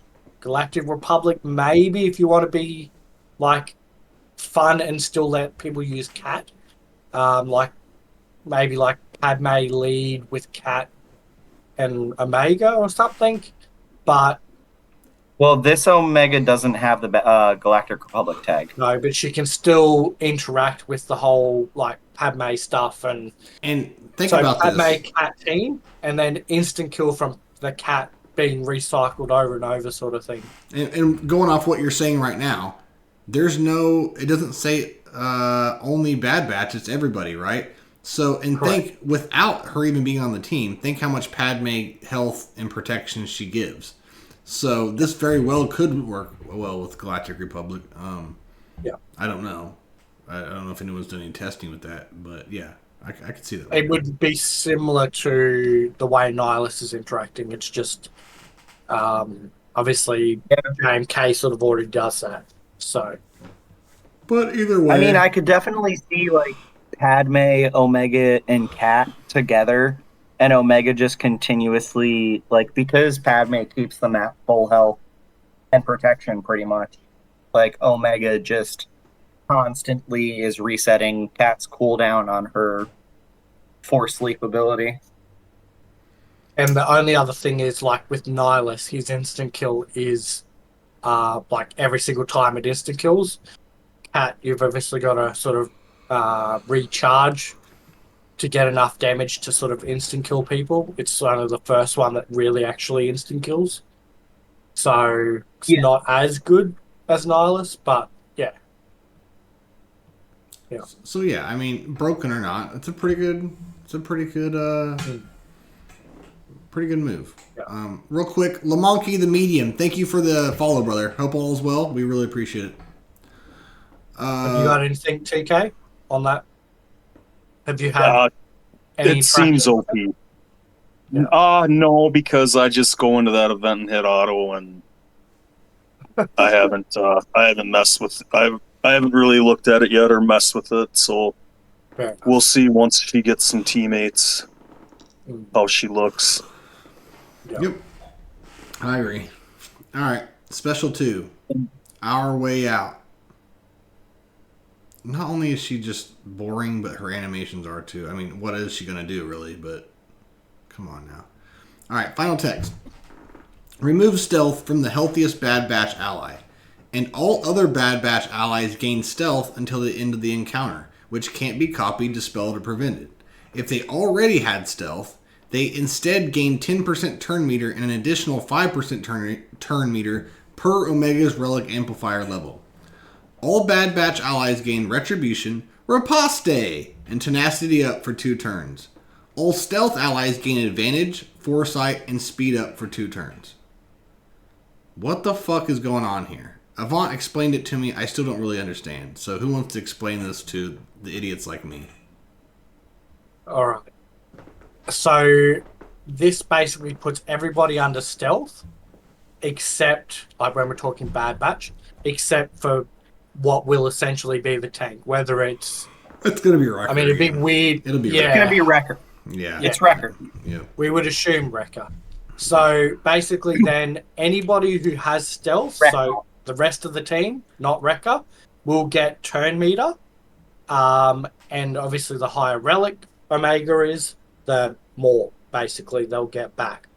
They gain Retribution, Riposte, and Tenacity up.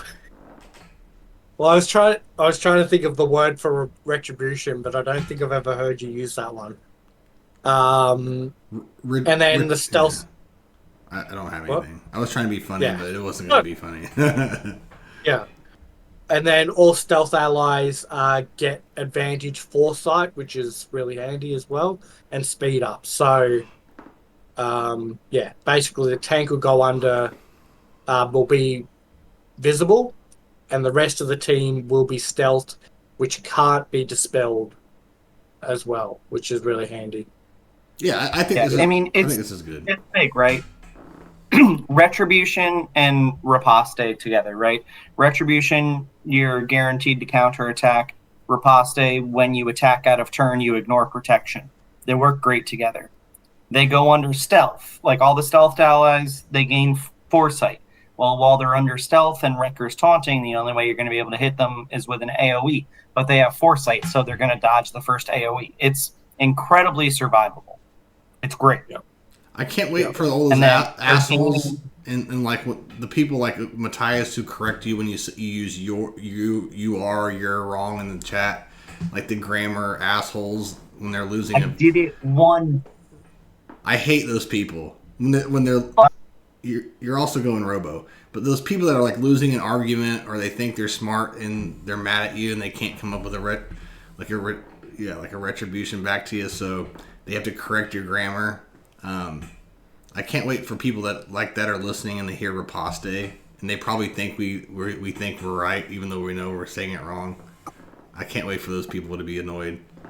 Honestly, now, and whenever I see that word, I can't. That's just the word, like riposte.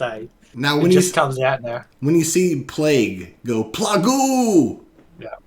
As well. Yeah. There's another one, I can't remember what it is. Real quick before we ask TK what he thinks, Shaka, love you, brother. Thank you for the 100 bits. Shaka says, "Oh, good. I've made it just in time for Bones' reading session." Hooked on phonics. Also, Chattiest UK, love you, brother. Thank you for the follow. Always good to see you, my friend. TK, what you think about this move, man? It sounds ridiculous, really. I mean, give every character on your team every buff the game has to offer and stealth them. Why not? Yeah. It's anytime you get turned The other it's good. She is going to be OP. I mean, I agree. didn't really look at her too much, and I saw what Womp had put in that show notes thing, and he was talking about her being OP, and I'm like, well, I guess if Womprat thinks she's going to be OP, she probably is. Yeah. What are you saying, And Matthias? it sounds like it. Was Matthias? Are you about to say something?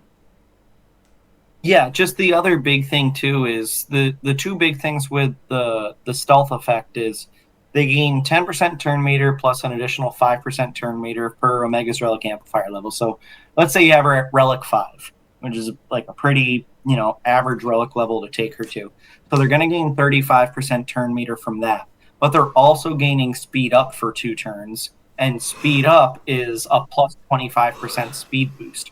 So they're going to just jump way ahead in the turn meter. They're gonna move. Roulette, and they're gonna just start taking turn after turn after turn. Yeah, and this is only the first character. We still have 4 more to go. I agree. I agree with all that. All right, unique 1. Odd little clone. Omega has plus 50 speed. If Omega is in the leader slot, the first time each ally Omega, Batcher, Hunter Mercenary, Wrecker Mercenary, and Crosshair Scarred would be defeated, you will remove all buffs and debuffs, and they are inflicted with 10 stacks of captive until the end of battle. While captive, they can't be targeted. They are immune to all damage, recovery, buffs, and debuffs, and they lose 1 stack of captive whenever a Bad Batch ally takes a turn. Bad Batch allies can contribute to their rescue objective. If their rescue objective is met before they lose all stacks of captive, they lose captive and recover 100% health and protection. Otherwise, they are instantly defeated. If all allies are captive this way, they immediately fail their rescue objective. This effect persists through defeat. What captive does is it sets speed to 0, can't bonus attack or gain bonus turn meter. What a rescue objective does is you gain 30 stacks of target practice.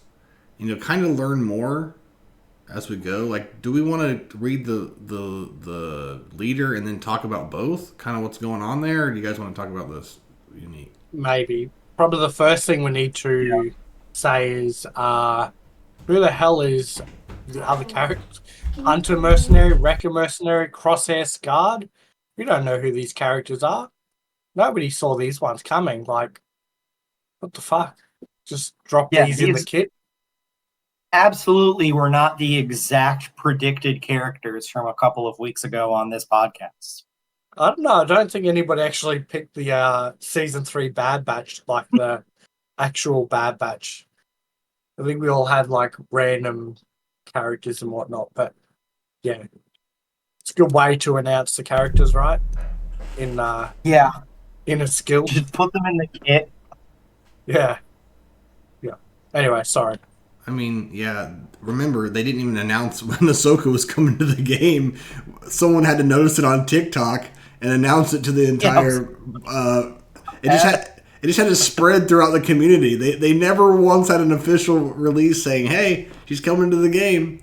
Like a day or two before, they gave you something in-game. But, so... Yeah. It's DJ Coffee for you. He's doing his best, guys. He's brewing coffee... And when he brews coffee, that's 80% of his bandwidth. That's why they weren't... We'll get to the bandwidth problems that DJ Coffee's dealing with later. But I think that's where most of the bandwidth is they're drinking too much coffee over there. So is there any more we need to sum up? Because it's pretty confusing, but the leadership explains a little bit more. Is there anything... Read the leadership, and we'll sort of chat about it. Yeah, so when we do, combine both these together and tell us what's going on here. All right, so her leadership...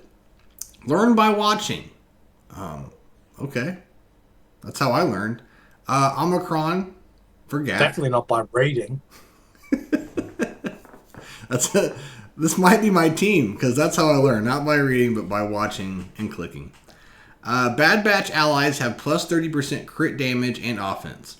At the start of the encounter, all Bad Batch allies gain stealth until the end of the encounter, excluding the healthiest Bad Batch ally, which can't be copied, dispelled, or prevented. At the start of each character's turn, stealth allies recover 0.5% health and protection per Omega's Relic Amplifier. Stealth Bad Batch allies can't be critically hit. During a Bad Batch ally's turn, whenever a Bad Batch ally damages the same enemy or enemies that were damaged in the previous Bad Batch ally's turn, all Bad Batch allies gain a stack of target practice until the end of the encounter, or unless they damage a different enemy while the previously damaged enemy is still active. Do you want me to read the Grand Arena, or do you want to talk about that first? Let's talk about this first. Yeah. Explain that a little bit. So basically, they'll get captured and go under this captive debuff, and then to get out of it and like not die, basically. They sort of get a revive and stuff like that. To get out of that, you need to do this to get target practice up. God, this is like a horrible way to. So you have to get 30 stacks of the target practice to meet your condition to be rescued out of the captive. Does that make sense? So Yes? that No? is the rescue objective for Yes. Omega Fugitive. I want Yes. to point that out, that we don't know what the rescue objectives for the other characters are going to be yet. True. That is very true. All right. To get the stacks of target practice up, you need to hit the same enemy that the previous member of your team has hit. So if you're using an AoE skill and you hit all 5, the next turn has to hit all 5. If you miss one, you go back to 0 stacks of target practice. And you can actually test it really? out. Yeah, you can test I it thought- out in the missions with Omega. I didn't realize that was how that worked. I thought when you used an AoE, it just meant like, okay, now I can target any of them for the next Correct. But if you miss one of them at one point in time and then accidentally hit them the next time, it goes back to 0 because you've hit a character that hasn't been hit the turn before. Yeah. So this doesn't trip till someone dies, right? So when someone's supposed to die, is that when they become captive? I know we just read it, but Yes. when does someone become captive? Yeah. Okay. They become captive to be defeated. So in a way, it kind of sounds like, well, this is bullshit. What's the point of this? But really, it's potentially saving you from dying. You might not be able to make it work, but you possibly could. It's like it's a revive mechanic, but it has conditions which are pretty specific. And I do agree with Mateus. This is you could speculate that this is the same for all of them, but at the moment, all we have is that Omega's condition is to get 30 stacks of target practice. So, yeah. Okay. Could be different. Could be easier Now, for some characters. I don't know. It does say all Bad Batch allies gain a stack of target practice. So, like, if Wrecker hits the correct enemy, then you're gaining. If Omega's captive, then I think she can't gain the stack of target practice, but you're gaining 4 stacks of target practice off of one character hitting them. Yes. When you combine that with, like, the original tech, when he uses his basic, he uses it multiple times. So now you're talking about gaining 8 stacks of target practice off of using the basic once. So you should be able to hit the rescue objective, at least for Omega, fairly easily with like a fully upgraded team. I don't see it being more complicated. So I don't see how each character is going to have their own way of getting out of captive. That's going to be really fucking. Yeah. That's going to be really fucking specific and complicated. I just think that we're going to see things that are going to be like, you know, defeat the targeted character. Like, because when you damage a character to gain the stack of target practice, it puts the little mark above them that bounty hunters use to tell you, like, target this character in order to complete your bounty objective, right? It puts that same mark above their head. So I would expect to see, like, a character whose rescue objective is defeat the targeted character instead of just gaining a certain number of stacks of target practice. I don't think that they're going to add more interactions. I just think they're going to find other ways to interact with it. Yeah, because in Bounty Hunter, it's all about whoever's lead it is. It doesn't matter about the individuals. Just the individuals get contracts of their own.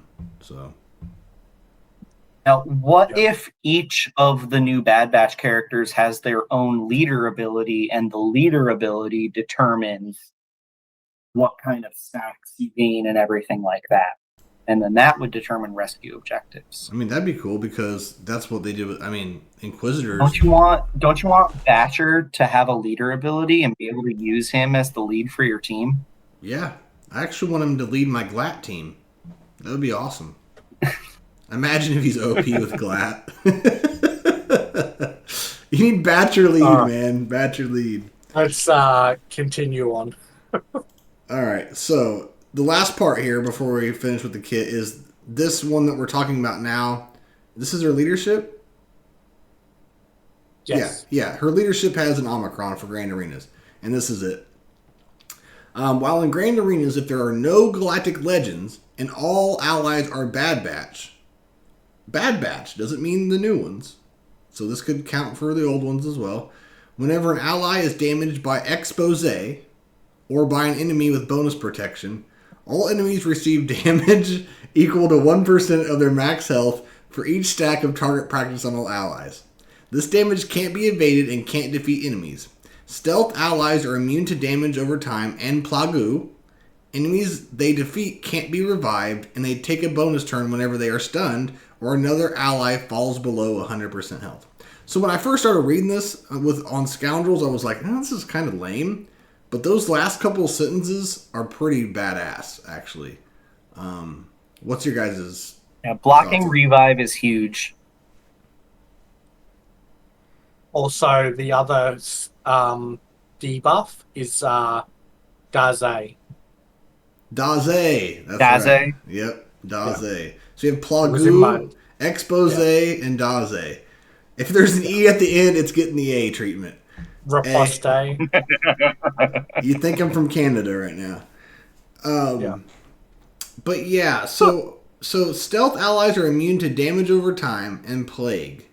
So is this going to be another counter to, well, obviously Night Sisters maybe, but do you think this is going to take out Lord Vader again to add on to the Lord Failure mantra? It's what it sounds like because he does damage over time and days. So Oh, but Daze is. it sounds like this Omicron is just, he does damage over time and Daze. So Yeah, get it right. it sounds like this is just going to shit on his entire kit. Oh, and yeah, and if you defeat an enemy, they can't be revived. That's always a fantastic thing to have in a kit. So Yeah. there's never enough of those characters. Yeah. They're taking bonus turns when Could they're be. stunned. Like, that's kind of crazy. And they're taking bonus turns whenever an ally falls behind. So you could potentially take 5 bonus turns. Because when someone falls underneath 100% health, they're also taking... yeah, that's insane. It definitely looks like the But target only while they're practice. stealth, right? So if the character takes too many bonus turns, they're going to lose stealth. So they won't take that many. Oh, Steve just reminded us if there's no GLs. That's right.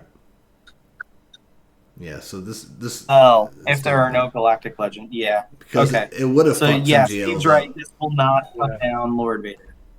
Um, They thought of this before it turned into another Darth Treya. So TK, what's your thoughts on these last like the leadership, that whole interaction?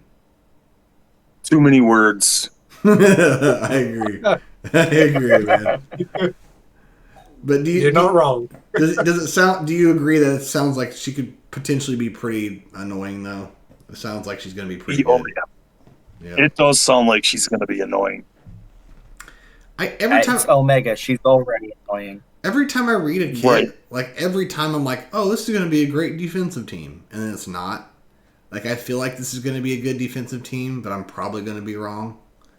AI is going to fuck it up so hard over and over again. Yeah. This Just remember- team is too complicated to rely on the AI. Yeah, especially if the whole target practice has to come into play and then they just start shooting at random shit and just never build up the target practice.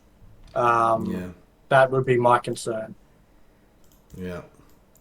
All right. Do you guys have anything? So overall, do you guys want to give us your thoughts on the kit? What you think? Are you excited? Do you give a shit? Are you going for her?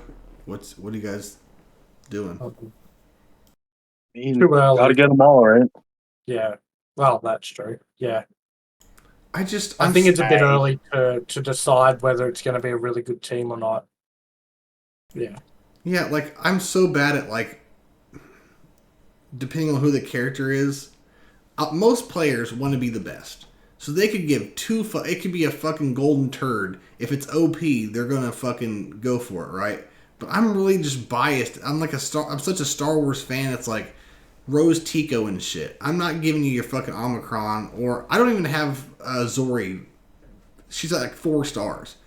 She's a great fucking team. I'll never farm her. Mm-hmm. You know what I'm saying? I'll never fucking farm her unless it's like I get an LSB with it. Like I that's why I'm so far behind. It's because I'm biased. You know, if it wasn't for the LSBs, I still wouldn't have Ray because I don't want to. If I saw myself fucking farming Haldo and Rose and whatever else, it would just hurt my soul. And so thank God for the LSBs, or I'd just be like 8 million right now in 9 years. Because when they came out, I refused then and I refused now. But you know, LSBs came out and got them. But so that's just how I feel about these right now. So this can segue into this. Meathead confirmed on some forum somewhere that there was originally an event planned. Now, when he says event, that doesn't mean it was a legendary event. It could have been. Maybe the raid was supposed to come out with this. We don't know. He just said event. And because of, I think it was even in quotation marks, because of bandwidth issues, they couldn't bring it to us. So, yeah, like in all my 9 years, no matter what the definition of bandwidth means, most people are saying this is what corporations use for is they didn't have the time to put it in there. Okay, but I've been playing this game for 9 years and never have they had bandwidth issues. Whether it's maybe internet connection or whatever. Maybe they were borrowing internet off T-Pain like you do. And they T-Pain's internet is just there's too many people logged on right now. Yeah. My theory is that DJ Coffee is he's a coffee machine, you know, he's a Wi-Fi router, and he's the laptop all in one. And they keep trying to they're cutting, you know, funding and stuff over at CG, and so they have to put all 3 in one. I think making the coffee is taking about 80% of this bandwidth that they're complaining about. And, you know, I feel like they're putting less effort into the game than ever. And now you don't have the time. So, like, what the hell's going on? You know, all you have to do is put out a raid once a year. Like, it's not that crazy. And I say this all the time. Now, this person that I'm about to mention is very busy with his job, so it's kind of put on hold. But my friend is making a hero collector, and he did it in like 6 months, and it's working. Like, you can go test it right now. Like I said, it's on hold right now. But one person created a Swugga clone by himself in 6 months.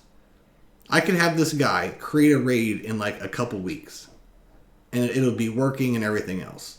So, like, I just don't buy the time. You had to take 4 weeks off. There's people that work construction and, like, Dollar General and shit that they don't even get the holidays off.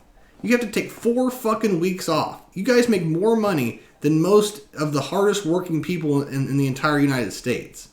Like, I just don't feel sorry for them. I think people should give them more flack about it because I am Bones and I'm Negative Nancy. I get it. But, like, give these people some fucking flack for this shit. Like, hang on. On the 4 weeks holiday thing. On the 4 weeks holiday thing, that's like, I don't know about America, but we get 4 weeks holiday. We don't. Like, minimum. That's not a thing here. What? No, we're talking about 4 weeks consecutive at the holiday. Like, just taking a full month off at the holiday. Yeah. And all they do is sit you guys do that in Australia?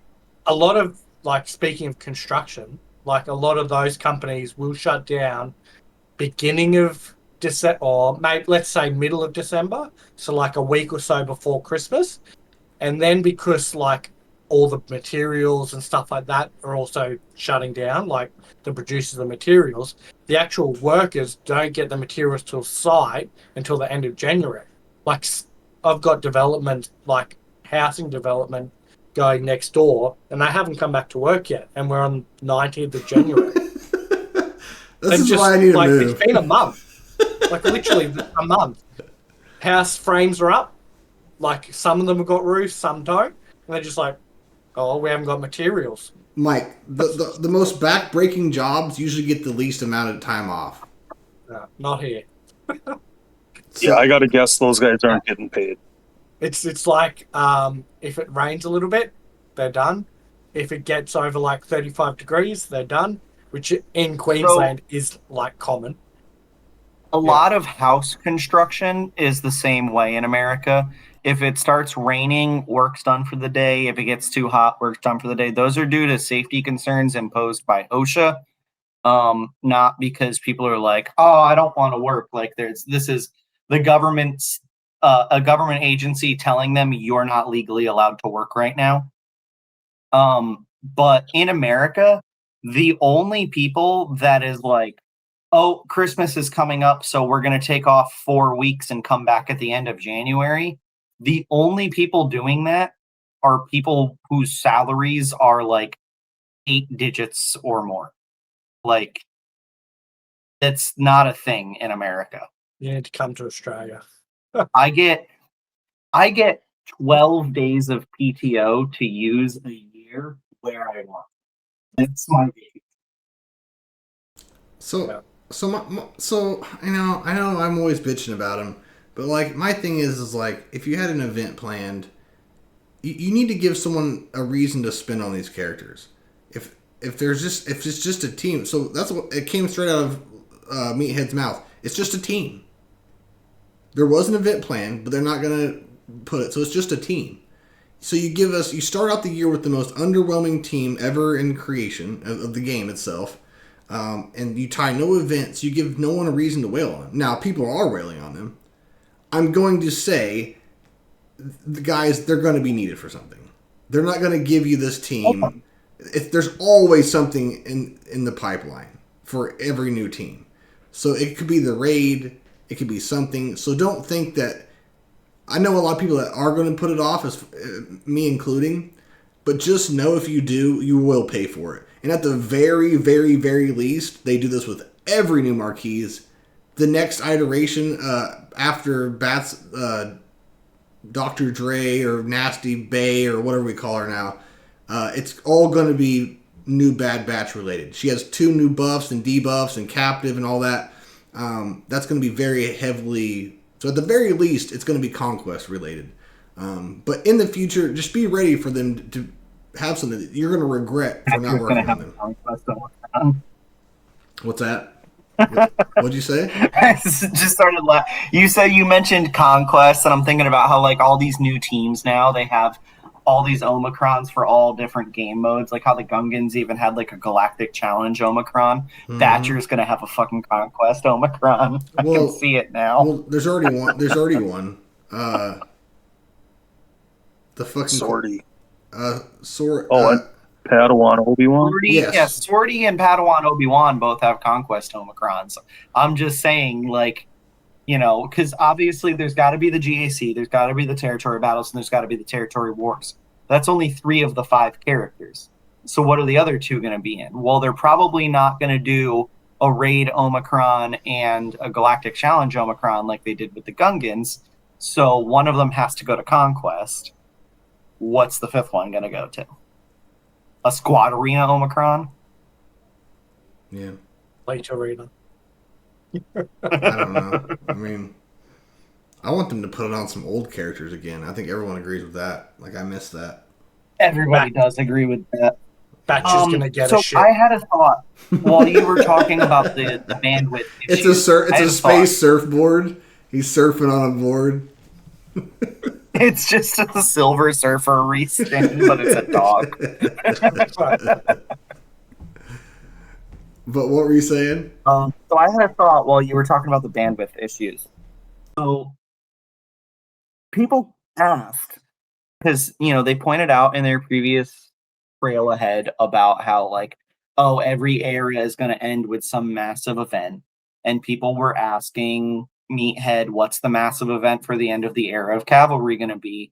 And he had made some kind of like deflecting comment about how like, oh, there isn't going to be one. Is that and this event that was canceled due to bandwidth, is that related to each other? Yeah. Was there supposed to be an event for the end of the era of cavalry, but they canceled it due to their bandwidth issues? Yeah, Because yeah. their internet's not strong enough? Well, Yeah. that's what I keep making the joke of, but it's a corporate term, I guess. So It's not a corporate term. I've worked for a corporation for the better part of fucking 5 years, and I've never once heard them refer I to had 20 bandwidth people issues. in chat Thursday correcting me saying, and they said particular in their business, they used the word bandwidth as of like they didn't have the time or they didn't have the personnel to finish it on time. That is them trying to... Anybody who uses that term is trying to deflect blame for their own failures. Here's what I think. I think they spent way too much time on their dumbass episode pass thing. That failed miserably, which was for no reason. Well, they also only have 3 people working there. The typewriter, the coffee machine, and the Wi-Fi router. Which is DJ. And the Wi-Fi router is overworked. And all 3 DJ have... vibrator. The coffee has a vibrator at the bottom of them. But yeah, I think each part of the coffee machine has its own dev name now. So the Wi-Fi is DJ VibeX. We got DJ Vibrator, DJ Coffee, and DJ whatever the other one is. I like how we say DJ. I don't know. We don't even say CG anymore. I think one of them had DJ in the name, and that was it. I think it was We're just VibeX. calling all of them DJs now. I think it was VibeX, yeah. I mean, they might as well be DJs, because DJs now, they just hit play on Windows Media Player, and they pump their fist to 100,000 fans and do nothing, and make trillions of dollars. So, they might as well be DJs at this point. All right. Next topics. Yeah, let's get the hell out of here. I got football. All right. Let me just read Womp's little notes on this, on Amiga's kit. So he says, Amiga's kit. Do you mean the new most powerful lifter in the game? Absolutely bonker power levels, which is why I'm trying to get her to 6 stars, as she's insanely strong. However, the Darth Omega issue will likely be fixed out. So he actually called the Nihilus interaction and it getting fixed out.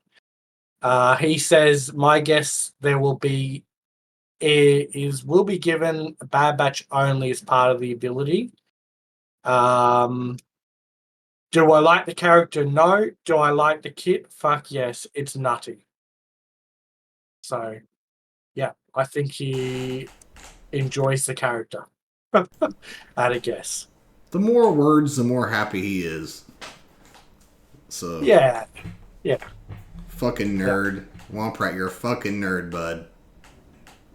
But we love you. All right. Okay. So next topic You Tim Tam slamming son of a bitch. Fucking Bondo ordering ass motherfucker.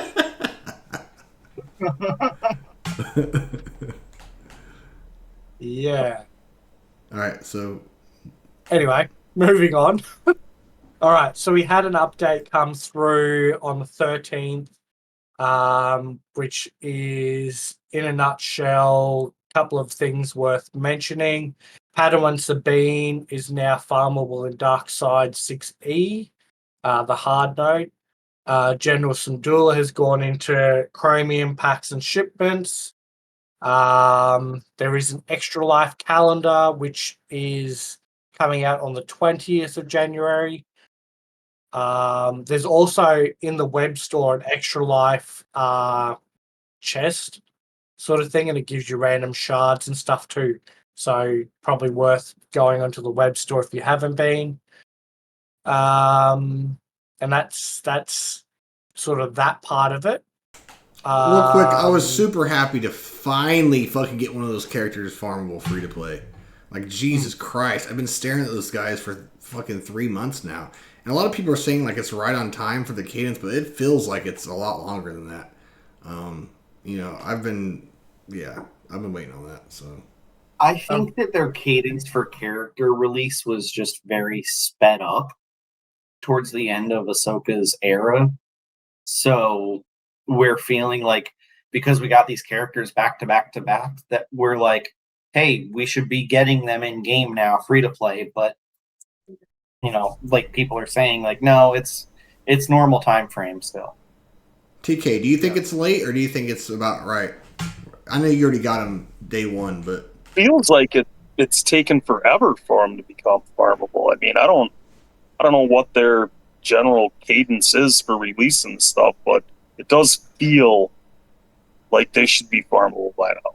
yeah, I agree. I think all of them should be farmable by now. They just got the first one out, so it's gonna be like fucking July by the time I get Glat, and I was farming them day one. Like fuck. are any of them in Cantina? Not yet. There'll be one. I don't think so. There's got to be one that goes because Maybe Cinderella will be in Cantina then. I hope one of them is. I say that, but I still need Is resources. Huge Wang farmable? No. No. That's part of I think- Wom's notes. He said Padawan Sabine, not an insane node, so not a bad thing. And then where the fuck is Huge Wang? He's late to the farmable party. Yeah.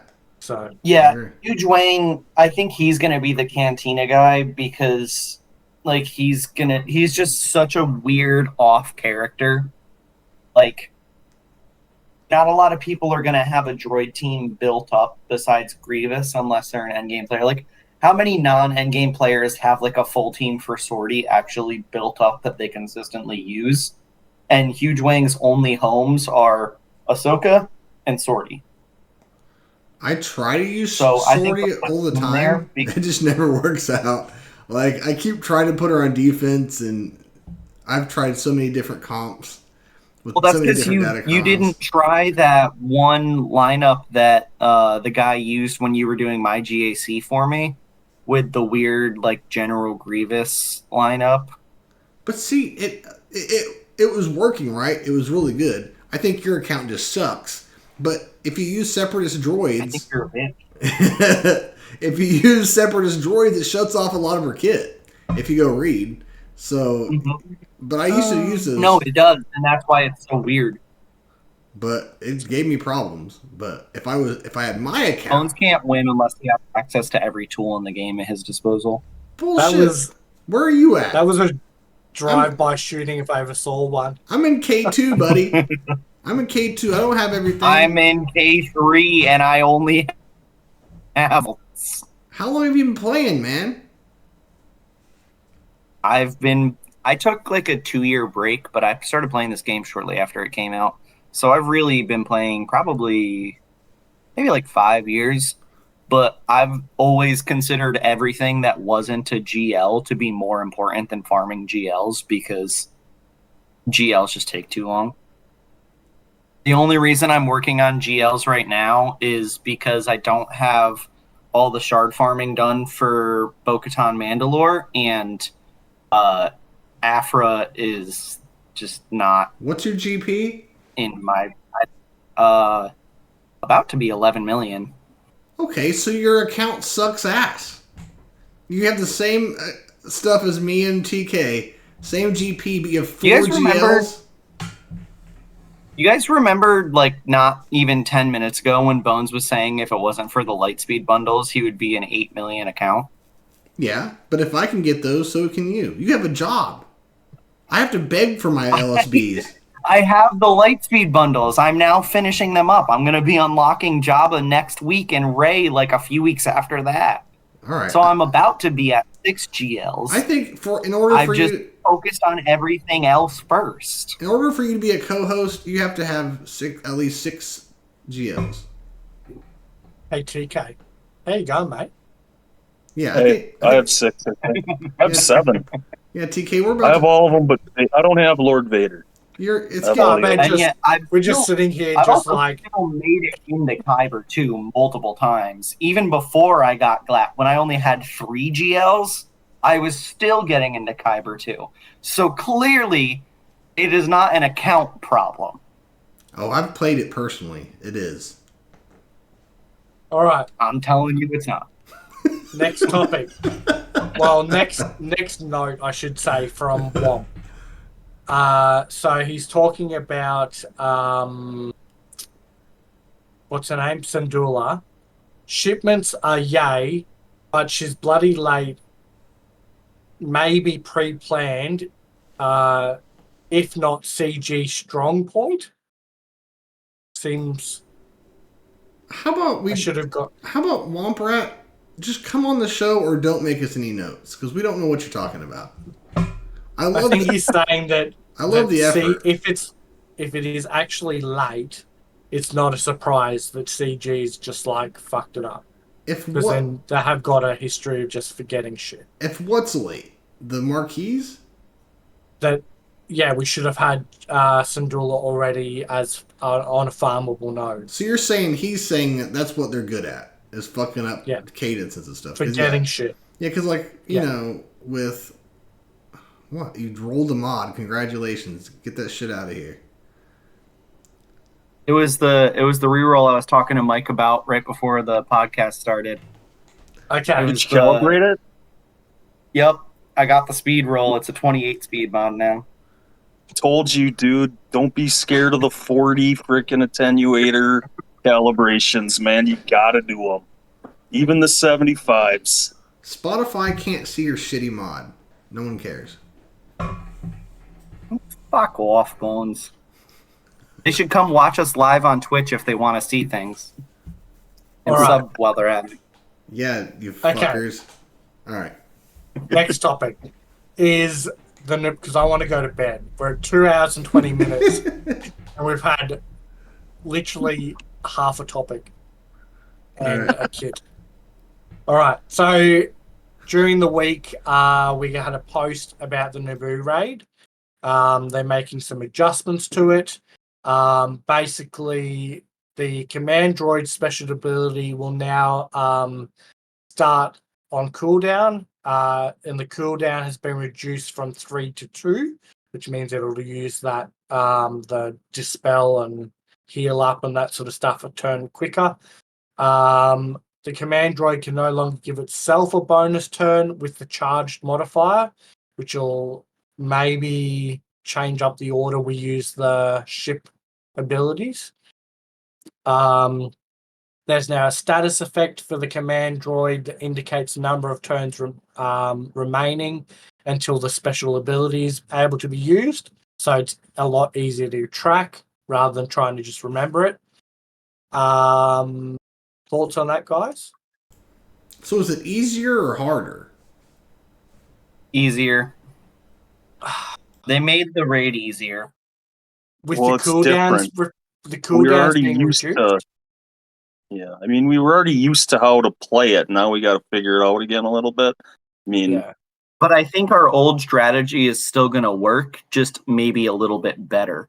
Like, yeah, we're going to have to figure out there's probably a better strategy now that will, be more effective, but the old strategy should still work just fine, if not better. My concern is like the Luminara team, which is kind of like the free-to-play team, let's say. Kit Fisto's potency up skill, whatever it is, the one that gives potency up, that's a 3-turn cooldown. 3-turn cooldown, yes. And now they're reducing the commander droids down to 2. Is that gonna fuck that run up? Yep. I don't know. Probably. I don't use that team because I don't really have it built up, so I was unaware of that minutia. Yeah. So I would say that was my first probably. You'll have to time that out better, but I think that's also why they added the tracker to let you see the cooldown. Yeah. So my question Yeah, is, that how? was the team I thought of Positives and too. negatives. Go ahead. Go ahead, What was TK. that? Okay. No, I was just saying the Luminar team was the team I first thought of too when they were changing the, making them the command droids start with that skill on cooldown and then reducing the cooldown of it. I'm like, well, it's already kind of messed up trying to figure out if you should use the potency up now or wait till his next turn. Now you're really gonna have to pay attention to it. Mm-hmm. And like I have set that team up so that my Kit Fisto is like, I think it ends up being like 7 speed slower or something than the commander droid, so that the commander droid uses that and then I come in with the potency up because it gives me that full 3 turns.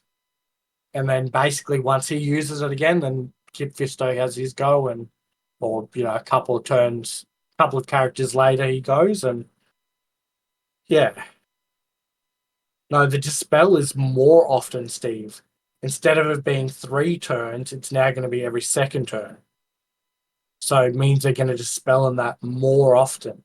But you're going to know when it's coming because you'll see the buff timer or whatever. So yeah, guess it'll be one of those ones. Once it comes into game, we play around with it and watch the Bit Dynasty video and go. Don't you fucking do it. You don't watch a Bit Dynasty on my watch. God damn it. Or Scribe, he'll probably put a post out, a video out actually. Always watch Scribe. Bit Dynasty's quitting on you guys. How do you feel about that? Are you guys sad? Is he Yeah, well, yeah, kind of. taking a break or something, slowing down? Yeah. That sucks. Yeah. I use his shit for Conquest all the time. Yeah, That's about it. I mean, I like his website for feats. So he was talking about he's going to try to put ads on this site and see how that does revenue-wise, or else he's going to have to quit spending time on the game and get like a second job, he said. And I really don't hate the guy. I really don't hate. I hope everything's okay with him, and he seems like a really, really nice guy. In all seriousness, so I don't want him to quit making stuff or anything like that. But yeah, he did make a video a couple of days ago saying he could potentially be quitting. So, but anyways, hopefully I can still auto the raid. Yeah, hopefully I can still auto the raid. Otherwise, I have no comment really. Well, you have a fan in the chat who is actually giving us crap for taking the raid too seriously, and says that we should just hit auto and accept. Who's that? Wonderquist. Perniquist? Oh yeah, I call him Norquist, but what up? Yeah, exactly, yeah. Norquist. These guys are fucking nerds. Just go in and tap, hit auto. I auto that shit. I get 3 million barely. If my guild doesn't like it, I yell at them for judging me and trying to make me do more, and Avant has to calm me down. If my guild doesn't like it, I just make them feel bad for expecting shit from a free-to-play exactly. player. They were like trying to get us. They were trying to get us to like. They're very nice about it, but they're kind of like trying to encourage us to do better in TW. And I'm like, I'm not doing that. I'm not doing it. So if you guys don't like it, I have to go somewhere else, aka Mike's guild. And I always threaten them. I'm like, if you guys don't like it, I'm just gonna leave. And it's like they would actually gain more if I left. So really, I'm just like really would. I'm like a piece of shit that's like yelling at them. Like I like they're lucky that I'm even there. When I'm really, they would get more out of me leaving. So my guild is really good. They treat me amazing and they take my shit. But it's like if you want me to try harder, I'm not doing it. So. I don't know where I was going with that, but shout out to my guild. Okay, so here's a question. We'll go around the group. With these updates, do you think that this raid has now been extended? Like, the new raid, is it delayed? Like, what's going on there? What do you guys think? 2K? I don't know. We shouldn't have a new raid until like April anyway, right? So, I mean, maybe, I guess. I don't know. So you don't I think April's about right. I don't know that I mean, I don't know why they're changing the raid. I don't get it. It doesn't make sense to me when it's already. How long has this one been going? Like 4 months? 5 months? So the first post was like June, I think, last year, and then it went live like I I want want to to say say July it went live. yeah, end of July, I think So he it's said. it's been So we've 6, been playing almost it 7 for months 5 now. months already. Yeah. So, I mean, maybe it could mean they're going to extend it a little while, but they said what they wanted, a 9 to 12 month cadence on raid releases. Is that what they said? Something like that. Yeah. I'd say like 7 or 8 So- months. That seems too short. I think it needs to be. I already think No. it needs to be a year. I don't think it should be any less than 12 months. I don't care how terrible I the think raid a is. year would be great. I don't care how much you hate the raid. I hate the raid. I despise. I had despised all of the new cadence raids, but it still needs to be a year. It's not fair to have to invest so much into it, and in 6 months, it's over with. It needs to be 12 months. It's most definitely going to be prolonged, and you'll know about it when that specific era is tied to the new raid. There's going to be some era, and in the beginning of that era, they're going to say, "Hey, at the end of this, there's a raid." That's how you know when the raid's coming. They're not going to give you. There's no more road aheads, guys. You're not going to get a road ahead. You're going to get an era ahead. Every time a new era is coming, they're going to tell you what this era is, what's coming for it, who's going to be there. They've already, like this era, it's only been out for a week or two, and they already told you all the characters coming, and that there's not an event. When there is an event, when there is a raid that's going to be at the end of an era, they're going to let you know when that era starts. So for at least another, in an era like 12 weeks? Is that what it is?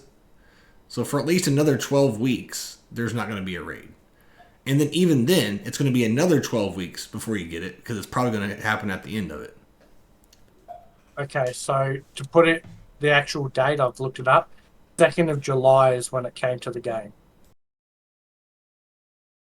Which was 6.5 months ago. Steve says they don't Yeah, have they don't have the megabytes to release the raid on time. I'm with Bones on this one. I don't see a raid coming out within the next like 3 months or so. I think the raid is going to be at the end of the next era. So I think we've got another 6 months until the raid, and we're going to be doing Naboo for a full year. So it'll be another June release, probably. I would guess June to July for the new raid's release. Yeah. I'm totally fine with that. Like I said, I hate the raid. I don't want to do it. Shulka has a good point. They need Yeah, to I'm fine with that too. They need to start allowing people to sim it, like whatever your last score was. There's 1,000 God, mobile, there's 1,000 mobile games that allow you that will remember your last score and you can hit sim. It's not a they have the bandwidth to do that. It's not a hard thing to implement into a game. They won't do that, I promise you, because they don't give a shit. But I would like a sim button too. Even if it's like... But Bones, if there's a sim button, then you can't hit auto and just accept whatever it gives you anymore. Right, and if they make you do that, then there's a chance that you get less resources. They want you to get the least resources possible. That's why they're making you farm a new raid, and they're making you break even. Because while you're trying to break even, there's going to be a couple weeks or months where you can't break even because you're farming those characters to be able to break even with what you've been getting. They don't want you to get any more resources. You can tell, like they don't even give us, whenever there's a bug, they don't give us compensation anymore. They used to, they don't anymore, because they don't want you to get anything extra. It's like prying it from their cold dead hands. They don't want you to get even one Zeta mat. They don't want you to get that extra. They're not going to help you at all. So, they don't want you to have that sim button, because there's a possibility that everyone total can get a little less than they did last time, and maybe you miss a crate. And that means you got a little less, and that means that maybe you'll spend some money or something. That's my rant. Sorry. All right. So, what does Womp say? Okay. So, does this mean the raid is delayed. First off, this event was meant to lead to something, so with the Bad Batch, and they've dropped it due to time. Does that mean we might delay the raid? No, they will have until April. We have not had no other information yet, which we were told we would get by the end of this month, and so far we've had next to nothing. Big weather before the holidays. Said the big next in January. Can't wait to tell us. Okay, so what's his name? Meathead said before the holidays they had big news that they wanted to release in January, and they can't wait to tell us all about it. And I mean, he's only got fucking 11 days, 12 days left in January, so yeah. Wombrat seems to think the raid's still on track. Okay. I have no idea. Hmm. We got a doggo. We got 2 doggos. They almost look the same. Yeah. All right. So yeah, there's 2 batchers just in time for the batcher release. We got 2 batches on screen. They don't have the they don't have the HDMI's to tell us the news. They're still using the fucking old TVs that were like 1,000 pounds and like 12 inches. They got to use DJ Coffee's antenna arms to get the reception. Just a coat hanger, man. Just a coat hanger. That's all you need. Dude, that was all you needed back in the day. Little aluminum foil. Yeah, I miss those days actually. It's one of those grabbers with the little Aluminium T-Rex foil. head on the end of it that you squeeze and the mouth opens and shuts. All right. Last piece of news is episode track issue, which I can just sort of run through and explain first. So they had previously said towards the end of last episode that they were going to reduce the first milestones to be lower amount of episode points required to reach those milestones. So I think it was like 1,000 for level 1, 2,000, etc. for level 2. Through, and then I think level 5 went back to the normal 5,000. They forgot. Well, it didn't happen. Whatever's happened, they haven't put it into game. They've said they're going to release some episode points for us to sort of catch up. Do you guys want to comment on that? I could care less. Yeah, does it really matter that much? I don't think it matters. I mean, No. I haven't had any trouble getting to the end of the path so far, so. Give me my give me my Omicrons in the past. Give me my Omicrons in the store. I could care less about everything else. Yeah. It definitely would have made those first 4 milestones a bit quicker, but I don't think if you're playing regularly, like Bones was very much against the whole episode track and worrying that he would never reach the end and that. What did you end up getting last time? Do you remember, Bones? I've gotten 50 every time. Don't get me wrong. Like, I'm getting what I want. I just think it was the most unnecessary thing ever in this game. And every time we bring this up, I'm always going to start out with, this was so unnecessary. I don't hate it anymore. They made some changes. I don't care. You know, actually, it was such a big topic that I despise even bringing it up anymore. It was just so fucking stupid. But I get to level 50. I have enough to buy the Omnis in the store when it refreshes. That's really all I'm using it for. I don't even really pay attention to what I'm getting on the episode track. I don't even know what the hell I'm getting. I just click it and then keep moving on with my day. But I get 50. That's all that matters. If I'm free to play and I can get to 50 and it's not a big slog, like, and then usually I have a lot left over. Like, I've gotten that bonus crate like 2 times. Like, I'll get it 2 or 3 times by the end of and everything. So I'm getting it just in plenty of time. I have no complaints. I do complain about compensation. Thank you, CG, for making it right at least, without just saying kind of like, fuck you guys, deal with it, like they do with a lot of things. I will give them credit. They made up for their mistake, so. Well, they haven't yet, but they said they will. I thought we got it. I thought we already got those points. Did we get it already? I thought we Maybe got it. The episode points that Yeah. just came like yesterday or this morning, one of the two. I probably clicked through so quickly. It's definitely possible that I just missed it. Okay, yep. Chat saying they got it, so I've Yeah. probably just clicked off too quick. I remember getting it. Yeah. You Alright, you leave datacrons in your fucking email for 3 months. Like 4-month-old datacrons are still in your fucking email. I'm like, why are these still here? And I'm like, I would keep clicking on it. I'm like, get rid of these things.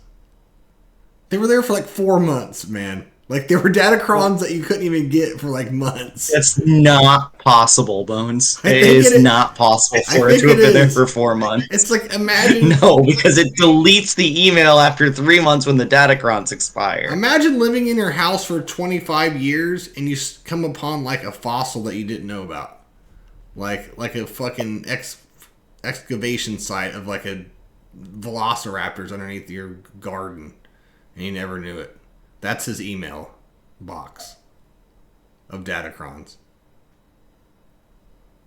Okay. Avant says he likes that I'm calling it email. Whatever the fuck it is, the mailbox. I definitely... You went Robo. You went DJ Coffee on us. Oh shit. Yeah, Alright. yeah, he's Instead, just going to turn that around to still have boxes that are unpacked sitting behind you. Okay, hey, can you hear me? Can you hear us? Yes. You went you went DJ Coffee on us for like 30 seconds. So we have no fucking clue what you said. But it was hilarious. Okay. We're gonna do the questions. Alright, let's get the hell out of here. Alright. There is quite a lot today. Okay, so we've got first questions from Banja. Banja? It's for Bones. No. Batcher. Banja. Banjo. Yes. Is Bones ever happy with anything? Seems like all he ever does is complain about everything, and it's pretty off-putting. Okay, we have Mike, we have Womp Rat. They're positive. I gotta bring it down and even it up a little bit. Have you ever watched Star Wars? There's a balance. There's a light and a dark. You balance it out. Sometimes they win, sometimes they lose. That's what I do. Have you ever listened to fucking Avant on Three Scoundrels? Someone has to complain. Somebody. Because Avant will always just talk about how good our ass fucking was this last month. So I have to like even it out a little bit. Am I ever happy about everything? No, but I just thank CG for giving us compensation that we should get anyways. So that was positive. I gave some positive reviews to TK today about his 3v3s because there are characters that I like. I said I loved Balin and Ahsoka when they came out. But if they're going to give me shit I don't give two fucks about and fuck us over like they do constantly, then nah, I'm not going to like anything. Alright, Banja, are you happy now? I hate does this game. mean that you've made it as a podcast? Because didn't Bones used to complain about this with Three Scoundrels, that people would just constantly complain about how negative he was in the Three Scoundrels podcast? So, like, now that people are coming in and complaining about how negative he is here, does that mean we've made it as a podcast? There was a point where I don't remember who it was, so this is no diss to them, but like, and I appreciate them like checking up on me. But like, there was a point where I was so negative that I was getting email after email saying, you know, are you okay?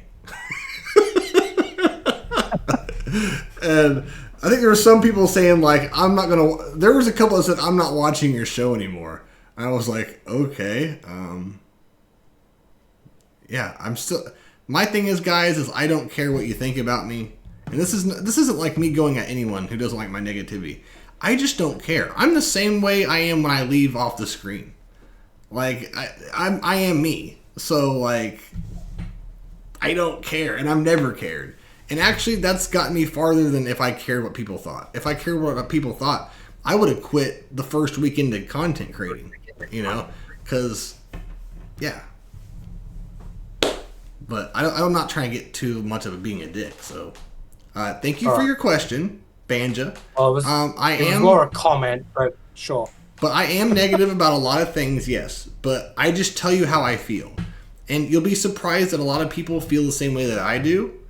And if I didn't tell how I felt, then I would be fake and I wouldn't enjoy doing what I'm doing right now. So it's just important to me that, and I watch a lot of YouTubers, like I'll be thinking something in my head about Star Wars or something that I have opinion about, but I'll get a lot of, when I voice it, I'll get a lot of backtrack saying like opposite of what I'm thinking, but then I'll find someone who thinks the same way that I do, and I'm like, thank God I'm not the only one. So if I'm someone that's like a voice of reason that I agree, I might validify some people's opinions when they voice it somewhere else and they get like fucking ganged up on, right? And so I know how that feels. So if I can somewhat not validify someone's opinions, but whatever, you know what I'm saying, then I did my job. Next one. Next. All right. So this one's actually starts the questions, I guess. Okay, it's from Avant We haven't even started yet. Avant Dix or something like that. I can't. It's Savant Dix. Dollar General Womp Yeah. Yeah. Dollar General Womp. It keeps changing. Emu Mike.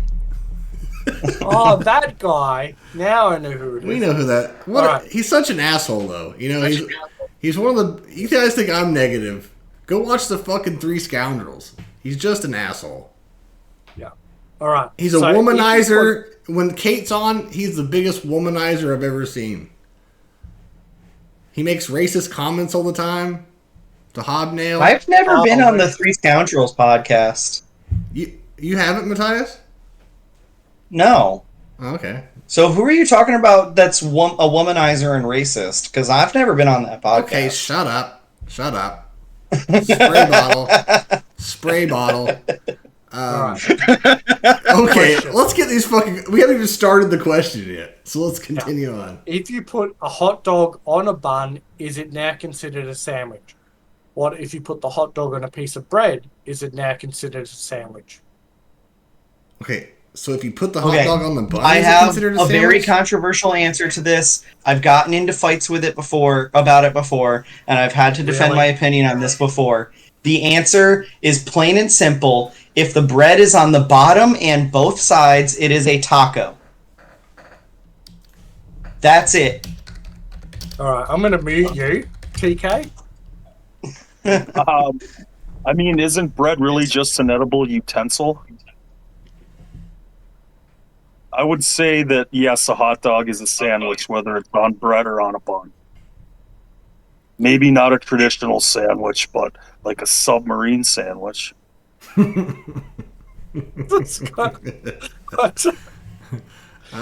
right, Bones. I prefer mine on a tortilla. Fuck off. All right. Yeah. No, Right. hot dogs are an atrocity. When I put one, if I take a bite out of one, I almost puke on myself. So, like, I could probably handle like the high end ones, but if you're just eating those cheap hot dogs, and my son, Vienna, like fun dogs. I don't know, man. They just have to be one like, maybe it's sausages. I don't even think I like actual hot dogs. It has to be like one of those higher end sausages that look like hot dogs. But my son will eat Vienna sausages out of the can, and he drinks the fucking hot dog water afterwards. That's disgusting. Okay, that's disgusting. It pisses me off. I have to leave the room. Like, what the fuck are you doing? Jesus Christ. Yeah, he is my kid. I'm gonna put a picture in our VC chat. No, I don't want to look at it. It is All right. It is my reasoning for why I say what I say about hot dogs being tacos. All right. sounds Avant, good. the answer to your question is if it's on a bun, it's a hot dog. If it's in a piece of bread, it's called a sausage sizzle. And you get it from Bunnings when you go to the hardware store. Honestly, it's more you go to get the sausage sizzle and then say you're going to get stuff from the hardware store. Why are you buying hot dogs at the hardware store? Mate, it's an Aussie thing. I've never Australians- once referred to my hot dog as a piece of hardware. Okay, all the Australians in the chat, listening to it later on podcast, on Spotify, whatever, put in what everybody knows the Bunnings sausage sizzle. It's even made its way to New Zealand now. When we were over there recently, we noticed that one of them had a sausage sizzle. Yeah. Oh god, it's broken containment. It has. Yes. Harbor- Right, so that's Harbor Freight the answer. Dogs. Harbor Freight Dogs. Okay, but did you answer the question? You just said it's an Aussie Yes. thing. Why are there hot dogs at your department or the whatever they're called? the warehouse store. Yeah, why? Because if you're an Aussie male going to a hardware store and you have some change in your pocket, you go to the sausage sizzle, pay $2.50. Well, it's now $3.50. Hold on. Is Those bastards! hold on. Yeah. Is Sausage Sizzle a like fast food restaurant? Is it like No, a it's is it like a literally chain? just It's on a stick. Barbecue, sausage, bread, onion, sauce, done. Where? It's out. That's too busy Is it for a a hot stand? dog. Is it a stand? Yeah. So generally, it's like Scouts or like a charity group, like domestic violence, like they're charity fundraisers, Okay. right? I got you. That Yeah. makes sense. All right. They put on and they make money, and they make a lot of money because like everybody who goes to Bunnings will stop and get a sausage. Like it's an unwritten rule because you can smell the onions being cooked all throughout the store, and it just makes you hungry. Daddy, would you like some sausage? Ray Rock, Daddy, I would will you like get you some pictures. sausages? Daddy, would you like some sausages? Is that what your kids say to you? Do your kids say, Daddy, do you like some sausage? Yeah. So, but yeah, that's the correct answer. So you guys are all wrong. And No. Once the bread has been folded around the sides, it's a fucking taco. No. their motto is, you ever working wood and just fancy some sausage in your mouth? Come by the hardware store. All right, let's All right. move on. Next question is from Sop. When is Mateus fully back? We'll never know. That remains to be seen. Hopefully starting today, but it remains to be seen. He has a He's already on trial period. shaky feet.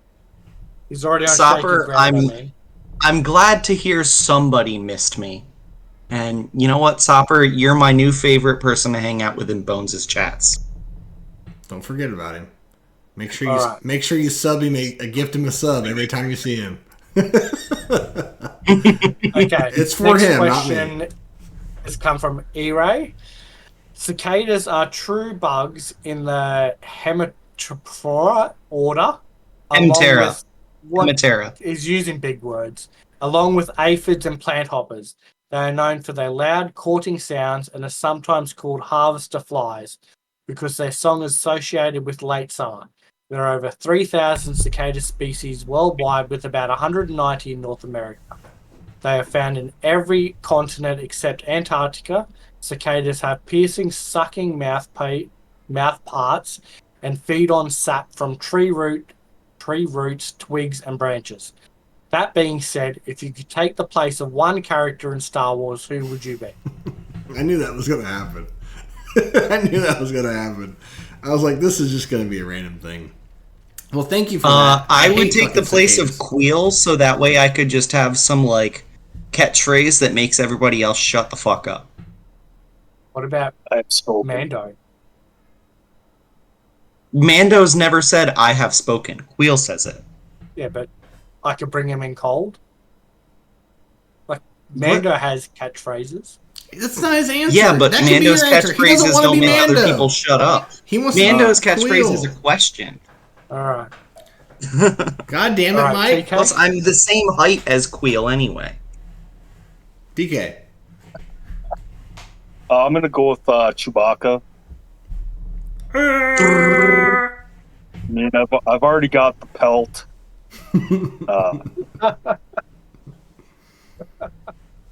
You need it where you live, man. Right? Yeah, dude, it's gonna be like -17 tomorrow. Jesus. I'll have to find the so in my state, drive like 4 hours north, right? There was this news. It made the news. It was that funny. So boyfriend, girlfriend, they broke up. Or I think the girlfriend must have dumped him or whatever. So to get back at her, he went around town and posted these flyers up, right? Call this number, do your best Chewbacca impression to win $500. The phone number was the ex-girlfriend. So she was getting all of these voicemails of people just doing Chewbacca sounds for like weeks, right? And it was, I'll have to find the news thing because it was like a legitimate thing. Yeah. Chewbacca's a good answer. That's great. I love it. Yeah. Bones? Just someone cool, since I'm not. Jar Jar. Did you say? Jar Jar. I always, one of my. He said somebody cool since he's not. Like I said, I just always loved Luke. I always loved Luke. Cool. I mean, I love Luke, man. His arc is just perfection.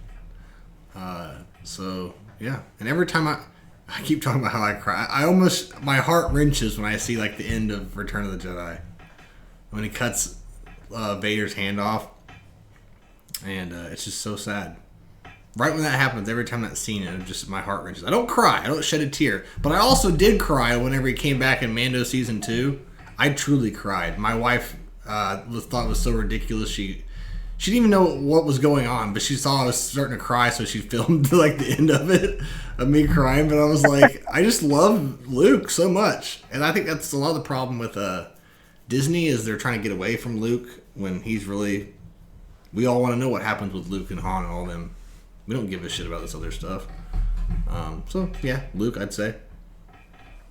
Yeah. I did cry at the Acolyte because I felt so bad for it. Like it was just an atrocity. It was like seeing, someone you feel bad for die a long and painful, torturous death, and you'll shed a tear for someone like that. It was like watching your dog die. Except you love your dog. No one loved the Acolyte. It was terrible. All right. That's depressing. I would say Anakin. I'm a Darth Vader, Lord Vader, General Skywalker sort of fan, so I think that'd be pretty cool. Yeah, and does that mean you want to blow up the Death Star? Yep. I love that reference. No, that's a very deep reference. Big cut back to Acolyte. But I like that promotional material. I want them to replace me and Mike's heads like on all Luke and Darth Vader scenes. Since I want Luke and you want Vader, you can just all their scenes together.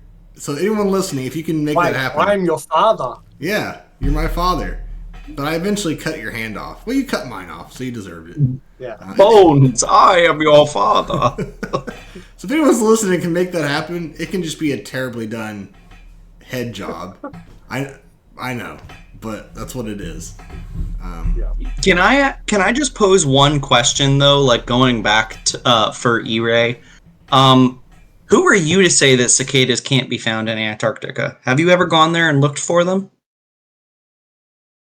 That's a good point. How did they get there though? Flying. How did they get to the other 6 continents? Valid. Yeah, also, there's a lot of. Why is there so many restricted zones in Antarctica? It's to preserve the cicada species. Whoa! Hey, whoa! We don't talk about the restricted zones in Antarctica, Bones. That's how we get the podcast shut down by the owl people. It's to protect the cicadas, is why. I thought it was to protect the Transformers, but sure. Well, that's right. That did happen. Yeah. Someday I'm doing a conspiracy theory podcast. It's happening. Isn't that just every week? Yeah, Right. that's anything that I'm involved in is a conspiracy theory. You're lucky I don't go outside of Swugga very often with my conspiracy theories. It's a very deep Alright. hole. So Okay, so That's this what she is like a request from Womprat and then a question. So the request is, can I get a fuck you Bones from Aussie Mike? I want to sound clip it. So don't fucking do fuck it. you, Bones. What? I need to do it while he's not talking. Okay. Huh? Fuck you, what? Bones. Yep. I'll do it later for you. What? How about the other fuck you, Mike? question he has. Fuck you, Womp Rat. The Did question you he sound has clip is, that? Okay, sorry. Go ahead. have you ever been in a hotel room with a fish tank? Why the fuck does a hotel room have a fish tank in it? That sounds like one of In those. case you bring your fish with you on vacation. Like, Womp there's Rat. pet-friendly hotels, bro. Yeah, I've never been in one with a fish tank. That though. sounds like one of in those- the room. That sounds like one of those It ones. sounds like you spent too much on your hotel room. Hold on. That sounds like it's one of those ones that you pay by the hour. Is what it sounds like. Sure. I think it's called a brothel. Yeah. Have you got anything, TK? Like, I've never seen a hotel room with a fish tank in it. No, it seems ridiculous. That's stupid shit that the British do, Womp Rat. We don't do that shit Alright. here. We're too busy working. Yeah, maybe in Portland. Yeah. Or the criminals over in Australia. what the heck? I'm not even That's gonna. what those criminals do. All right. So this is another one from Womprat. So Womprat here from Fuck Knows we might be changing name. I don't know what the fuck is going on right now. It's 4 a.m. When I have done my show notes, I've not been able to put a fuck you Bones or fuck you Marvel Strike Force all stream. Have the host missed me? Not at all. I'm just kidding. You've been here the whole time. We've had fucking notes upon notes. You might as well just do it. Yeah, but like, don't do that again, though. That was obnoxious. Next time we're gonna pre-record you giving us your opinions, and I'll just hit play when it's your turn. I think that would be better. That's actually a cool idea. We should do that. But no, Womp, we love you. I missed that he couldn't do the intelligent stuff and that I had to actually say stuff this week. But Sorry. we do love you, Womp. We hope you're having fun, and yes, we do miss you. We have fucking Matthias. Do you know how long here. it would have? Do you know how long it would have taken to break down that Omega kit if Womp was here? 30 seconds. No. Oh, it's another hour on the podcast. No. No. He Womprat would have understood it in 30 seconds, and he would have taken an hour, 17 congratulations, and 104 what's-its to explain it. No, that's why I love him, because he will break it down, but it takes a bit. You can't rush things, right? Yeah, perfection. But out of most people, he can break it down to where I can understand it. But when you're retarded, you have to really break it down, and it takes a lot longer for people to understand. All right. So, second last question, because Steve has the last one. So this is from Bang. So John Williams is one of the most iconic and celebrated film composers of all time. His work spans decades, and his compositions are beloved for their emotional depth, grandeur, and unforgettable themes. Which John Williams score / composition is your favorite? I can give you a list because he has very nicely put some down. No, So- I think we all have a pretty good idea. That's going to take too long. We don't need Who this the list. fuck? Without reading them, I wouldn't have a clue what he's done. John Williams? Dude, I don't know who the what the composer is. fuck, Mike? He did Star Wars. Yeah, but like, But don't what worry, songs did don't he worry. do? Mike can tell you the love history of every Wiggles that has ever been. And every porn star at the same time. Okay, Mike. There is a bit of You're one and overlap, the same. actually. Yeah, Between porn stars and Wiggles? They're one and the I'll tell you same. later. Mike, listen, on Disney Plus, there's a documentary about John Williams. He's been around since like the fucking 40s making music. He's done Jaws, he did Close Encounters of the Third Kind, he did all the Indiana Harry Jones. Potter. Like, it goes on and on. He did the first 2 or 3 Harry Potters, yes. Like, it goes on and on and on. He might have done Jurassic Park, the very first one at least. Like, any fucking soundtrack that is known to most people, he fucking was part of. And he did soundtracks, like I said, back in like maybe not 40s, but like 50s and 60s. Like he's old as shit, and he has probably thousands of soundtracks underneath his belt. So while we're talking, read your list that you have, but I don't need one because this guy, I think Empire Strikes Back. Yeah, I agree with you. We figured out what flavor of autism Bones has.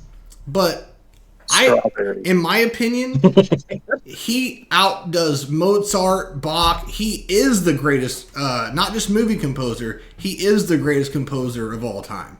Because Bach had like 8 songs. Or not Bach, but like Beethoven had like 8 songs. John Williams has fucking 1,000 times that and better songs. I think, in my opinion, people get mad when I say this, but he's the greatest composer of all time. TK's right. It is Empire Strikes Back. That's, like we said earlier, introduced the Imperial March. Also, I don't know what it's called, but the track where the Millennium Falcon's flying through the asteroids and, flying away from the TIE fighters, that's my all-time favorite instrumental track ever, and it happens to start with the Imperial March, and then it goes into where the asteroids are flying. Like I said, I love Howard Shore. I love the guy who did Pirates of the Caribbean. I can't remember his name. He's very famous too. But nothing. Not part of the Williams. question. Well, someone said Howard Shore's up there with John Williams. That's the only reason I'm saying that. All right. I enjoyed the music out of Harry Potter, or the first few. Yeah. Yeah. It's got to be Harry Potter for me. It's got to be Harry Potter for me. All right. Final question. I watch Harry Potter on loop every day, night and day when I go to sleep. Every night. Every night I put on Harry Potter and go to sleep.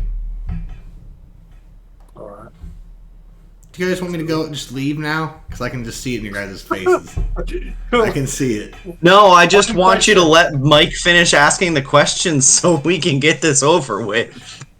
It's all right for you guys, but it's 2 o'clock in the morning for me. Like, literally has just turned 2 o'clock. All right. What is DJ Coffee's favorite app? Starbucks. Grinder. Ooh, Grinder's good. Oh, Because you got to grind your coffee. TK, what's yours? That was his joke. geez, that's a good question. Grinder is hilarious though, so I'll roll with that one. Yeah. Well, you guys, I gotta take off, so I appreciate you guys. No, this is the having me. last question. TK, Okay, this is cool. literally the last question. Give it 2 minutes. Perfect. All right. Can we expect to see more of your special guest, Matthias, in the next few months, which we kind of answered above? Yeah. And Hopefully that's not. all of your questions. Hopefully not. All right, so let's say goodbye to TK so we can go ahead and go. Yes. This is the show, guys. Thank you for always hanging out with us, supporting us, and all that good stuff. I know they run long. TK, good hanging out with you, brother. We appreciate your time and all that good stuff. Go ahead and say your goodbyes if you want. Yeah, hey, that was fun, guys. I appreciate you guys having me. Thank you. No problem, buddy. And once you're a guest, you're always a guest, and you're always a friend of the show, man. And we appreciate all your time. Like I said, you had to go through a lot of stupid shit over the years, so we really appreciate your dedication. So you're always welcome back on, man. Anytime you want, you just let us know. Hey, sounds good. I appreciate it. All right, brother. Absolutely feel like if you're ever free and we're on, absolutely feel like jump in. Yeah, we really mean it. Like, it's good fun. All right, I was gonna say don't invite me because I'll do it. Yeah. Well, we'll look forward to it. No one likes us, so no one comes on. So you're always welcome, buddy. We do mean it. So we appreciate you, brother. And yeah, hope your health stuff is on the mend quickly too. Yeah, me too. Yeah. All right, see you guys. I gotta chat. Perfect. Thank you. Yeah, so thanks guys for coming along, chatting in on Twitch. Couple of follows as well. Yeah. Oh, okay. I guess I don't raid anymore. I guess Mike I does can that do now. it. Damn. I can do it. Yeah, welcome back, Mateus. Good to have you back. Whether you and Bones are going to stab each other in the car park afterwards, we might only have one of you next week, but we'll see. So yeah, guys, we're gonna raid Avant. He's doing his GAC. I will not be streaming today. We have some Kansas City football, baby. Let's go, go Chiefs. So yeah, I won't be on tonight or today. Everybody, make sure you root for the other team that the Chiefs are playing against. Please do that because they usually win. When everyone picks them to win, they lose. So please put all the hate you can towards them, because that just Like fuels Houston or something. Yeah, It Houston. popped up on my news thing. Yeah. Watch it, man. It's the playoffs. Like, actually watch it. Whether you don't know what the fuck's going on or not, they will entertain it's you. 5.5 hours from now, so obviously Bones didn't have time to do your GAC. Yeah, well, I did it last night because I have to go to the store and everything. We're making cheese dip and all that stuff. So yeah, we're raiding. Yep, that's right. But we're about to raid. So thank you guys for everything. Love you guys dearly. I can't click raid because you did it, and please don't do that again because that's my thing. Don't ever fuck that up again. But go ahead. Got 10, Yeah, 9, Mike. 8, 7. Love you guys. Have a good week. We'll catch you next time. See you guys. Peace. Bye. Usually, All right, usually you over. can just click raid though. That's why I was. Oh yeah.